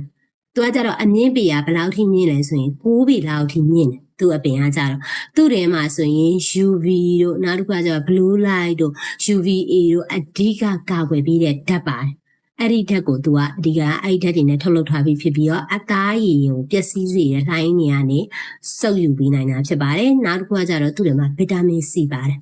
်ဗီတာမင် C ပါတဲ့အတွက်ဒီဆန်းခွင့်ကိုလိမ့်ရမယ်ဆိုရင်မိတ်ဆွေတို့ကကြည်ကြည်ပြောင်ပြောင်လေးနဲ့ဂလိုးလွတ်ကလေးရမယ်အသားရည်ကဖြူဖြူဝင်းဝင်းလေးဖြစ်မယ်ဒါလေးကိုလိမ့်ရတယ်ဆိုရင်သူ့ရဲ့မှာဗီတာမင် C နဲ့ဗီတာမင် E နဲ့ပါဝင်တာဖြစ်တဲ့အတွက်တဖြည်းဖြည်းနဲ့ကိုယ့်ရဲ့မျက်နှာလေးကအသားရည်ဆူပြေလာမယ်အန်တီအောက်ဆီဒန့်တွေပါဝင်တဲ့အတွက်ဆဲအသီးတွေကိုဖယ်ရှားပြီးတော့ဆဲအသစ်တွေကိုဖြစ်ပွားစေပြီးတော့ကျမတို့ရဲ့အသားရည်ပျက်စီးခြင်းတွေကိုတဖြည်းဖြည်းနဲ့သက်သာစေမှာဖြစ်ပါတယ်နောက်တစ်ခုကသူ့ရဲ့မှာ mineral water ပါတယ်mineral water ပါတဲ့အတွက်ပေါ့နော် mineral water ကကြတော့ကျမတို့အသားရည်ရပေါ့နော်အဆူဓာတ်ကိုပေးနိုင်တဲ့အပြင်တဘာဝအတိုင်းအသားရည်ကိုပြုပြင်ပေးတယ်ခဏကကြတော့ဒီမှာ marine bamboo ပေါ့ဒါကကြတော့သူကကြတော့အဓိက UV ကိုလောက်အောင်ပေးတယ် UVA UVB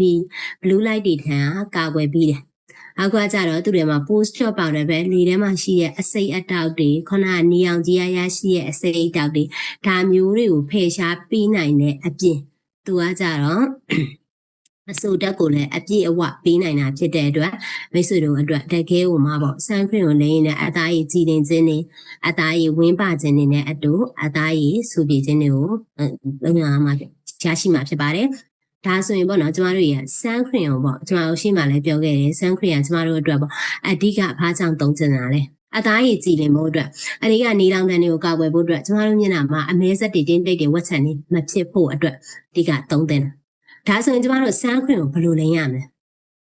တချို့ကြရှိရတချို့ကြမှားတာပေါ့နော်ဆန်းခွင့်ကိုကျမတို့ရမျက်နှာတစ်ပြီးသွားပြီကျမတို့အရင်ကိုမှပေါ့ cleansing water ကိုသိမ်းနေဆိုရင်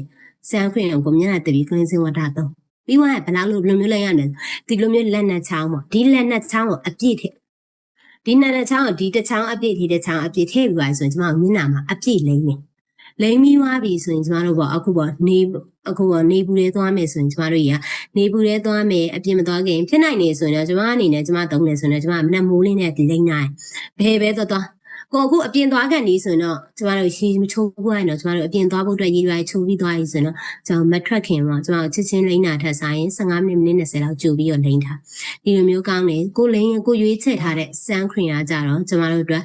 50အထက်လောက်ဒါမှမဟုတ်ကိုကပေါ့နော်ချွေးချယ်ထားရဲ့ပုံမှာ30အထက်လောက်သုံးနိုင်နေဆိုရင်တော့အဲ့လိုစမ်းခရင်မျိုးကိုကပို့ပြီးတော့ဒီထဲမှာပေါ့တချို့ကြတော့ပေါ့နော်ကျမတို့ကနေပူထဲမှာလှုပ်လို့ရတယ်တချို့နေပူထဲမှာလှုပ်လို့ရတယ်နေပူထဲကိုပဲနှိတိုင်းသွားရတယ်ဒီလိုမျိုးလူမျိုးဆိုရင်တော့မိတ်ဆွေကစမ်းခရင်ကို3နိုင်ချာတစ်ချိန်တို့4နိုင်ချာတစ်ချိန်တို့ဒီလိုမျိုးလေးလိမ့်ပြီးရဆိုရင်ပို့ပြီးတော့ကောင်းတယ်ဒါမှမဟုတ်ကျမတို့ကအခုကန်းချီတွေသွားတယ်တန်းကြီးတွေသွားတယ်ကျမတို့ရေကူးရတယ်တို့ရေငုံရတယ်တို့ဒီလိုမျိုးလေးတွေလုပ်မယ်ဆိုရင်တော့မိတ်ဆွေရဲ့မျက်နှာကိုစမ်းခွင့်ကိုအပြည့်အဝပေါ့နော်ကိုလိမ့်ထားမယ်ဆိုရင်ပို့ပြီးတော့ပေါ့နော်သူကထိရောက်ရောက်လေးပေါ့ပို့ရှိရဖြစ်ပါတယ်ဘယ်အချိန်ကြီးလောက်လိမ့်တင်နေဆိုရင်တော့ကျမအနေနဲ့ပြောမယ်ဆိုရင်ကျမမနက်မိုးလင်းအိယာထနေ့စဉ်နေပူတဲ့ထွက်တာဖြစ်ဖြစ်နေပူတဲ့မထွက်တာဖြစ်ဖြစ်ဒီနေ့ကမိုးရွာသည်ဖြစ်ဖြစ်နေပူသည်ဖြစ်ဖြစ်ကျမတို့ရစမ်းခွင့်ကိုလိမ့်ဖို့လိုအပ်တာဖြစ်ပါတယ်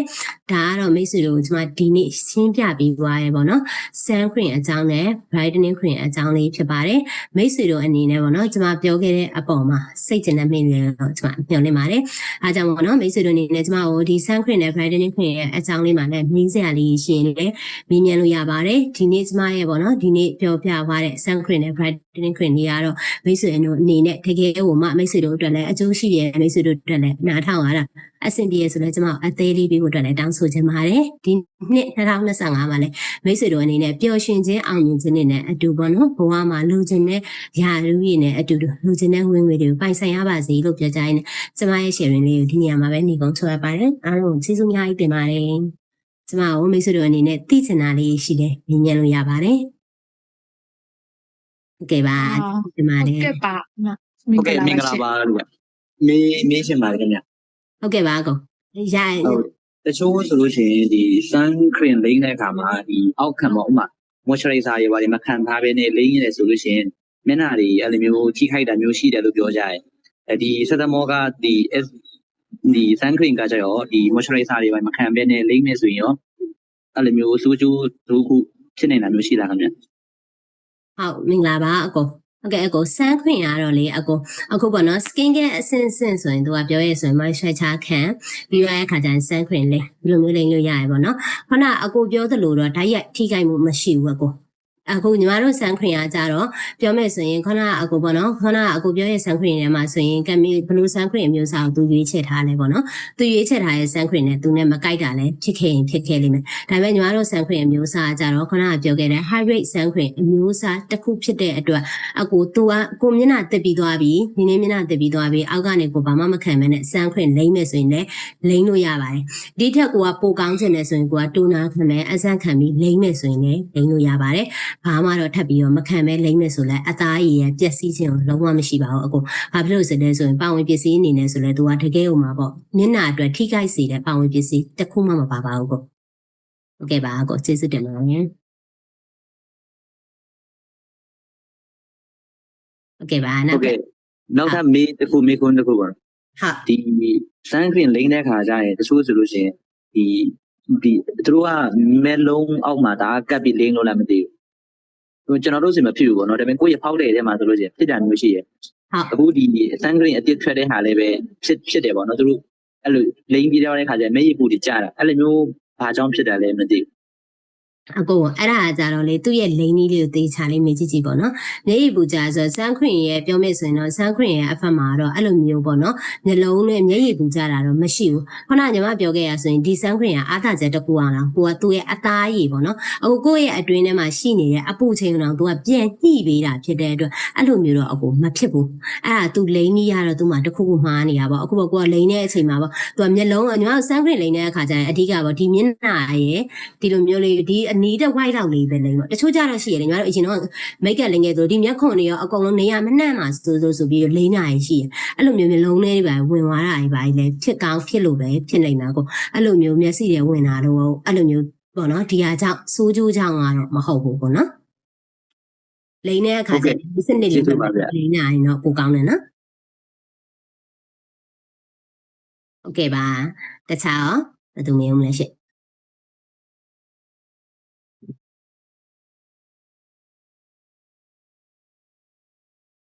ခဏညီမလေးတယောက်မိုက်ပွင့်သွားလားဘ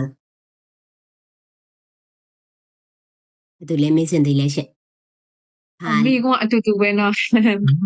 မေးပြီးသားပဲလီတိုင်းကမေးသွားတဲ့ဟာပဲမေးချင်တာကျေးဇူးတင်ပါတယ်ပေါ့ဟုတ်ပါပြီရှင်ကျေးဇူးပါဆန်ခရင်လေးရကြတော့လေသူ့ရဲ့နေစနစ်လေးမှန်မှန်လေးမိရဲဆိုရင်အသားရည်ကိုပေါ့နော်ပို့ပြီးတော့သူကထိမ့်သိမ့်ပေးတာကြားတယ်နောက်တစ်ခုကကြတော့ပေါ့နော်ညီမတို့အသက်30နဲ့အထက်အသက်20နဲ့အထက်ဆိုရင်တော့ညီမတို့အတွက်ပေါ့နော်ပို့ပြီးလိုအပ်လာတာဖြစ်တဲ့အတွက်တော့နေ့စဉ်ပုံမှန်လိမ့်ပေးပါပုံမှန်လိမ့်ရင်ပိုကောင်းတယ်နေ့စဉ်ပေါ့နော်တရက်မှမပြတ်ဘူးဒီထဲမှာပေါ့နော်ကိုယ့်ရဲ့ကလေးလေးရှိရဆိုလိုမျိုးအငယ်ရဲ့ထိမ့်သိမ့်ပေးနိုင်နေဆိုရင်တော့အသားရည်ပျက်စီးဆုံးရှုံးမှုထောင်ပို့ပြီးတော့တတ်တာစီမှာဖြစ်ပါတယ်။အဲလို30နဲ့အထက်ဆိုရင်တော့ပို့ပြီးဖြစ်ပေါ်နိုင်တာပေါ့နော်။ခဏလိုတင်းတိတ်တို့ဝက်ချန်တို့ဒီလိုမျိုးတွေကပို့ပြီးထွက်လာရပေါ့နော်။ဟော်မုန်းအပြောင်းလေးကြီးကြပေါ့။ဒါကြောင့်ဒီလိုမျိုးဥစ္စာလေးတွေကိုပေါ့နော်။ပို့ပြီးလိမ့်နေဆိုရင်တော့ပိုကောင်းပါတယ်။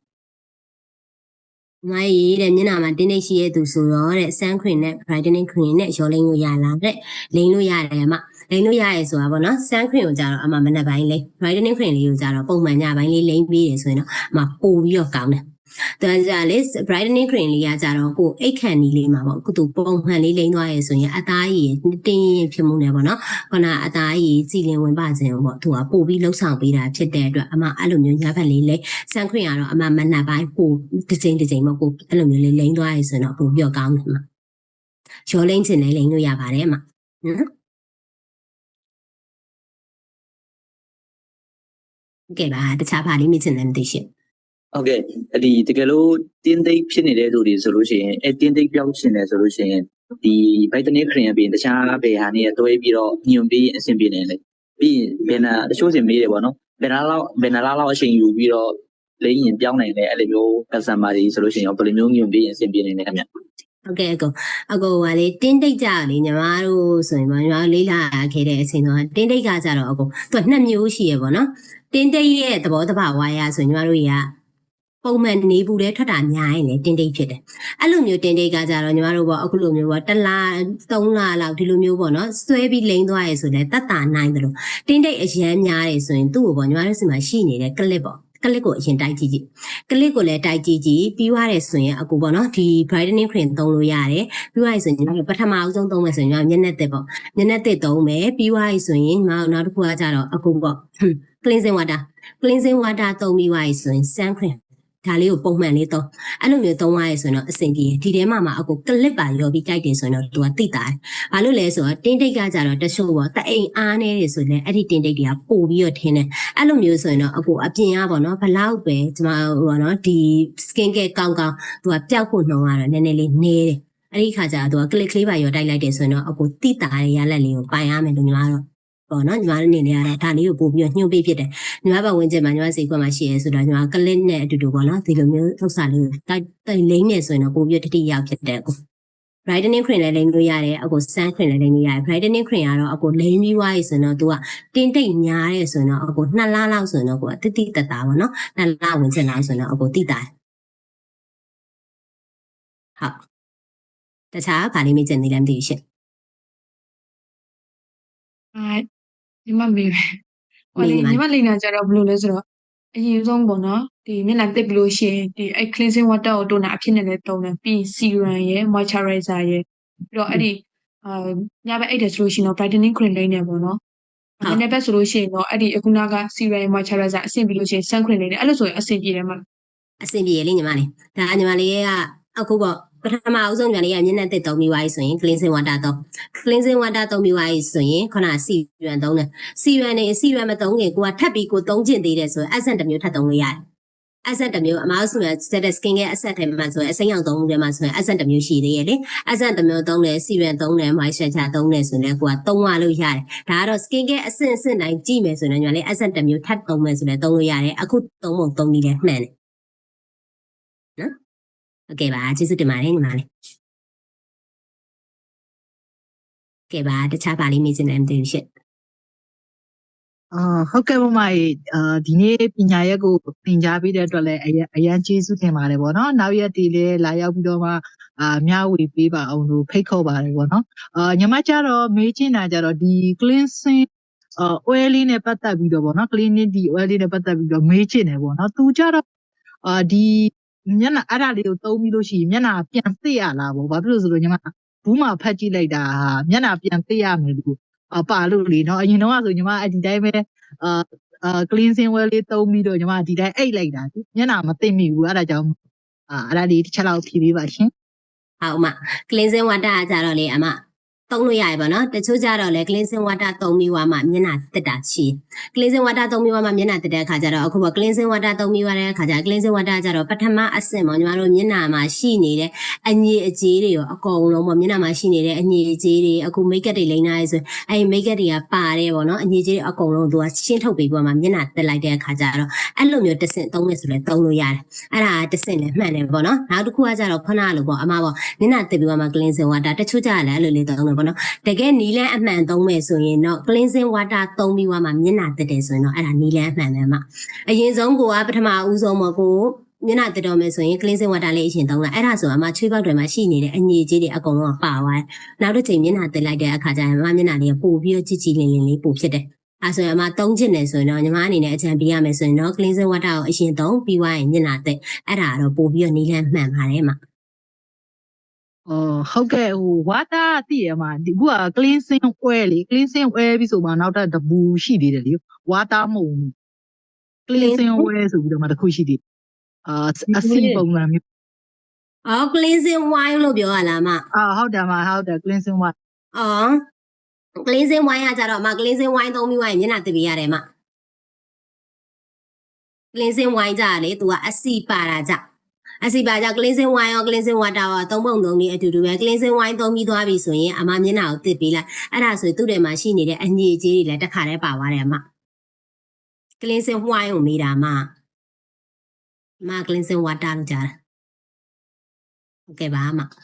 သုံးပုံသုံးနည်းရော cleansing water cleansing wine ရောသုံးပုံသုံးနည်းရောအတူတူပါပဲအမသူကကြတော့အခုပေါ့အစီပြန်တဲ့အသားရည်တွေတို့အသားရည်၆တဲ့သူတို့ဒီလိုမျိုးလေးတွေတုံးတဲ့အခါကျရင် cleansing water နဲ့ cleansing wine မှာတချို့ကြတော့သုံးတာလေးခွာတဲ့အခါကျခွာတာလေးရှိရဖြစ်ပါတယ်မှာပုံစံပုံသုံးနည်းချင်းအတူတူပဲเนาะမှာဟုတ်ကဲ့ကျေးဇူးတင်ပါတယ်ရှင်ဟုတ်ကဲ့ပါကျေးဇူးတင်ပါတယ်မှာဟုတ်တခြားပါလေးမေးချင်သေးလည်းမသိဘူးရှင်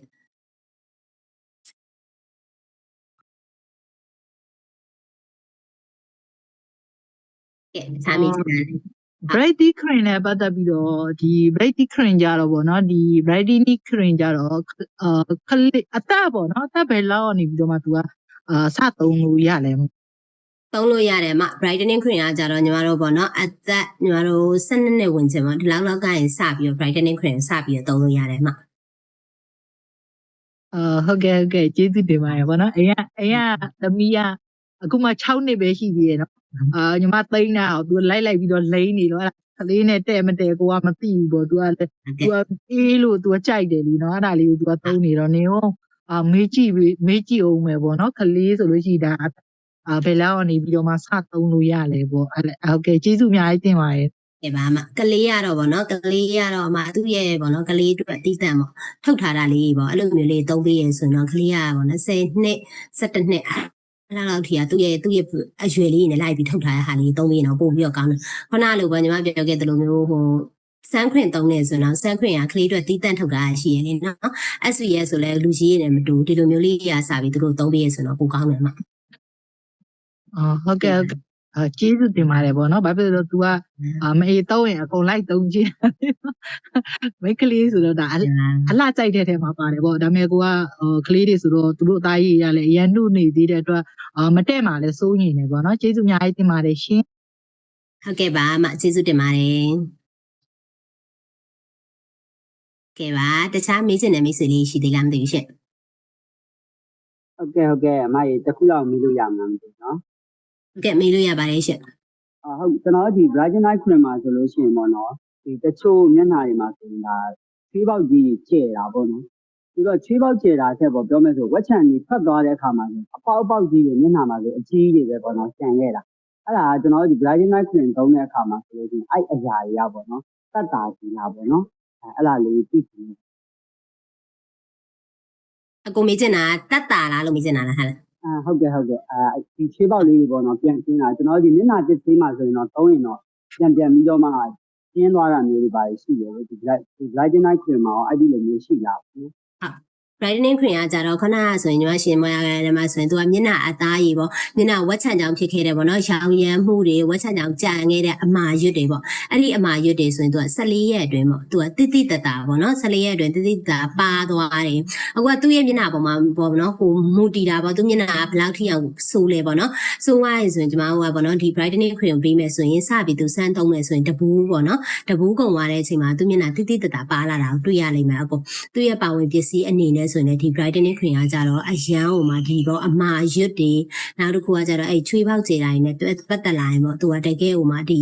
ီသူ့ရဲ့ပေါ့နော်ဒ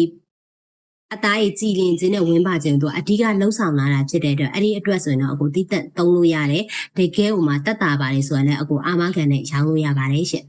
ညှို့ပေးလို့ရပါတယ်ရှင့် ဟုတ်ကဲ့ကျေးဇူးပါပဲခင်ဗျာနော် ကျေးဇူးပါဟုတ်ကဲ့ပါတခြားမေးချင်တဲ့မိတ်ဆွေလေးရှိသေးလားမသိဘူးရှင့်မင်္ဂလာပါ ဟုတ်ကဲ့မင်္ဂလာပါခင်ဗျာ ဟုတ်ကဲ့မင်္ဂလာပါရှင့် ယောက်ျားလေးတယောက်ပေါ့နော်မျက်နှာဘလုံးနေကိုတော့ပြောမယ်ဆိုလို့ရှိရင်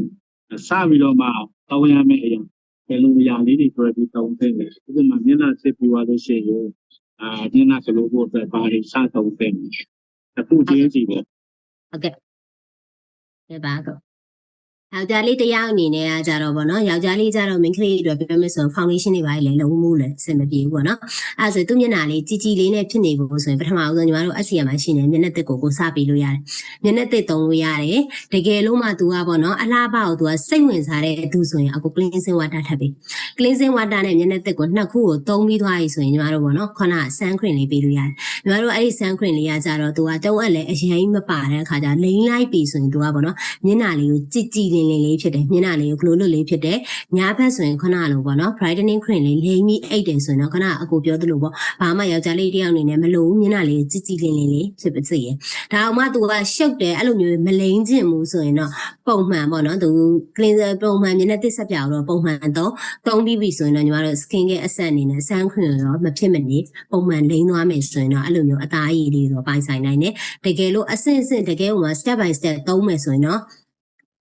sun cream အရင်ဆုံးမျက်နှာတစ်သုံးပြီးွားရဆို cleansing သုံး cleansing ပြီးွားရဆိုရင်ညီမတို့စီမှာတွေ့ရရှိရ essence သုံးလို့ရတယ်ပြီးရင် serum သုံး serum ပြီးွားရဆိုရင်အခု sun cream ပုံမှန်လိမ့်သွားလို့ရတယ်ညဘက်ကိုပုံမှန် brightening cream လေးလိမ့်သွားမယ်ဆိုရင်အသားရည်တကယ်ဟိုမှာជីလင်းလင်းနဲ့ပေါ့နော်ခဏလိုဆွပြလေးအမြဲတမ်းပေါ့နော်ဘာမှလိမ့်စေရမလို့မျက်နှာကြည့်လိုက်တာနဲ့ glow look လေးရရှိစေမှာဖြစ်ပါတယ်ကို ဟုတ်ကဲ့ပါကျွန်တော်ကကြတော့မျက်နှာကြည့်ပြီးတာနဲ့ဘယ်လိုပြောမလဲဆိုရှားဆောင်ကျဲကိုအရင်စတယ်ဟုတ်ရှားဆောင်ကျဲလိမ့်ပြီးတော့မှပါလိမ့်လဲဆိုတော့အောက်ခံ makeup ပေါ့ဒီအခုဆက်ဆက်ဝါကုမ္ပဏီကထုတ်ထားတယ်အောက်ခံ makeup တန်လိမ့်နေပြီးတော့မှဒီ sun cream ကိုလိမ့်နေအဲ့ဒါမှားနေဟုတ်ကောပြောမယ်ဆိုရင်တော့အကိုတကယ်ပေါ့နော် step by step သွားမယ်ဆိုရင်တော့မှားနေတယ်အကိုဘာလို့လဲဆိုတော့ညီမတို့ကမျက်နှာတစ်ပြီးသွားပြီဆိုရင်အကိုပေါ့နော်ခဏခြေရလည်းညီမတို့အတွက် moisture အနေထားနဲ့သူကသုံးတာဖြစ်တဲ့အတွက်ခြေရကြတော့ညီမတို့ရေဓာတ်ဖြည့်ပေးရပါရေဓာတ်ဖြည့်ပေးရအတွက်အကိုခြေကိုသုံးလို့ရတယ်မျက်နှာတစ်ပြီးခြေသုံးပြီးသွားပြီဆိုတော့အကို sun cream သုံး sun cream လိမ့်ပြီးတော့မှခဏ BB ကိုသုံးတာအကိုပိုးအဆင်ပြေတယ်sun cream ကိုမသုံးခဲ့နဲ့ BB သုံးနေဆိုရင်သူကပေါ့နော်ပြောမယ်ဆိုရင် foundation အဆင့်မှားနေတာပေါ့တကယ်ကိုမျက်နှာကိုတကယ်နေအောင်ကြည့်ချင်အောင်ကာကွယ်ပေးဖို့အတွက်ကကြတော့ sun cream ကအပေါ်ကိုလည်းရောက်နေတဲ့အတွက်ပေါ့နော်ထိထိရောက်ရောက်မရှိဘူးပေါ့ တကယ်သုံးမယ်ဆိုရင်တော့ပထမဆုံးမျက်နှာသစ်3ပြီးသွားပြီဆိုဂျယ်3မို့ရင် sunscreen 3ပြီးတော့မှ BB 3အဲ့လိုမျိုးဆိုရင်တော့ပိုထိရောက်တယ်ကို ဟုတ်ကဲ့ပါအခုလိုရှင်းပြပေးတဲ့ဒီတိုင်း YouTube ပဲကြည့်ကြည့်ကြပါ ဟုတ်ကဲ့ပါအကိုကျေးဇူးတင်ပါတယ်ရှင်ဟုတ်ကဲ့တခြားမေးချင်တဲ့မိတ်ဆွေလေးရှိသေးလားမသိရှင် ဟုတ်ကဲ့ကျွန်တော်ပေါ့နော်မေးစရာတစ်ခုလေးကြံလို့ပေါ့နော်ထပ်ပြီးတော့မေးချင်ပါတယ် ခဏကပေါ့နော်ဒီမျိုးသမီးတွေမှာဆိုရင်လည်းဒါတင်းတိတ်ပေါ့နော်2မျိုးရှိတယ်လို့ဒါပြောတယ်ကျွန်တော်တို့ဒီအမျိုးသားဒီယောက်ျားလေးမှာဆိုလို့ရှိရင်လည်းပေါ့နော်အဲ့လိုမျိုးပေါ့နော်ဒီတင်းတိတ်2မျိုးဆိုတာရှိတာပေါ့တချို့ဆိုရင်လည်းပဲမျက်နှာမှာယောက်ျားလေးမှာဆိုရင်လည်းတင်းတိတ်တွေရှိကြတယ်နော်အတင်းတိတ်တွေရှိတယ်ကျွန်တော်တို့ဒီလိုမျိုးဒါယောက်ျားလေးတွေမှာဆိုရင်အဲ့ဒီလိုမျိုးတင်းတိတ်2မျိုးဆိုတာရှိတာ ယောက်ျားလေးကြီးကြတော့အကိုတော်တော်များများပေါ့နော်ယောက်ျားလေးတင်းတိတ်နဲ့မိန်းကလေးတင်းတိတ်ဆိုယောက်ျားလေးကြီးကြတော့နေပူတဲ့ထွက်တဲ့တင်းတိတ်ပိုပြီးများတာဖြစ်တဲ့အတွက်ပေါ့နော်ညီမတို့ခဏလိုပေါ့အခုခဏညီမပြောခဲ့သလိုပြောမိန်းကလေးမှာဒီလိုမျိုးတင်းတိတ်2မျိုးရှိရယောက်ျားလေးမှာမရှိနိုင်ဘူးလားဆိုယောက်ျားလေးတွေအထက်ကဟော်မုန်းတွေပေါ့ကောလာဂျင်ဓာတ်တွေအားနေရဆိုရင်တဖြည်းဖြည်းနဲ့မျက်နှာမှာတင်းတိတ်တွေကပိုပြီးတော့ပေါ့နော်အခုတော့ခဏလိုပေါ့ပိုပြီးရောင်ကြီးရထွက်ပါပိုများရင်လေအဲ့ဒီတင်းတိတ်တွေကပိုထင်းတာဖြစ်တဲ့အတွက်အကိုကခဏလိုကို3ရင်းနဲ့ဒီ brightening cream တွေသုံးတယ်ကိုဒီမှာရှိနေတဲ့ skin care asset တွေကိုလည်းသုံးတယ်ဒါပေမဲ့ကိုယ့်ရဲ့တင်းတိတ်ကတက်တာနှုံးပါပေါ့နော်အရင်မများလာဘူးဆိုတော့အကိုအတွင်းအတွက်ကိုပထမဆုံးတောက်ချင်တယ်ဆိုတော့ collagen တောက် collagen တောက်ကြည့်ကြည့် collagen တောက်နေတဲ့အတူတူကဒီမှာရှိနေတဲ့ဒီ skin care asset တွေကိုပြန်ပြီးတော့သုံးကြည့်ရဆိုရင်တော့အကိုထိထိရောက်ရောက်ပေါ့နော်ပို့ပြီးတော့ရှိရပို့ပြီးတော့တိတာတယ်ဘာလို့လဲဆိုတော့ညီမတို့အတွင်းပိုင်းနေမှာအားနေတယ်ခဏပို့မှာပေါ့နော်အခုဆဲလေးမှာအားနေလာရဆိုရင်တင်းတိတ်တွေကပို့ပြီးများတယ်ပေါ့မိန်းကလေးကကြတော့တအိမ်နဲ့ပို့ပြီးတော့ဆိုင်တာဖြစ်တဲ့အတွက်မိန်းကလေးကကြတော့တအိမ်ကိုပို့ပြီးတော့ပြောတာဖြစ်ပါတယ်ကို ဟုတ်ကဲ့ကျေးဇူးပါပဲနော်အမ ကဲပါကိုကျေးဇူးပါဟုတ်ကဲ့တခြားမေးချင်တဲ့မေးစလေးရှိသေးလားမသိဘူးရှင် ဟုတ်ကဲ့မိချင်ပါလေ ဟုတ်ကဲ့ပါရှင် ကျမသုံးတာကsunscreen 50 PA++ အဲ့ဒါသုံးတာကလေး14နှစ်အရွယ်ကိုတောင်းသုံးလို့ရမလားလို့သိချင်ပါတယ် ဟုတ်ကဲ့သုံးလို့ရပါတယ်ရှင်14နှစ်အရွယ်ဆိုတော့အခုညီမတို့စီမံရှိနေတဲ့ sunscreen သုံးလို့ရပါတယ်မှာ ကျမတို့ကုမ္ပဏီကပြင်ပနှမျိုးကလေးအတွက်ဆိုတည်တံ့ထုတ်ထားတာရှိလားမသိဘူး ညီမတို့ကုမ္ပဏီမှာကလေးအတွက်ဆိုတည်တံ့မချုပ်ထားအောင်မရှိဘူးမဒါပေမဲ့အခုပေါ့နော်ခဏအမပြောတဲ့ကလေးက14နှစ်အရွယ်ဆိုရင်တော့အမသုံးလို့ရပြီ12နှစ်အထက်ကစပြီးညီမတို့စီမံရှိနေတဲ့ကုန်ပစ္စည်းတော်တော်များများအကုန်သုံးလို့ရပြီမှာ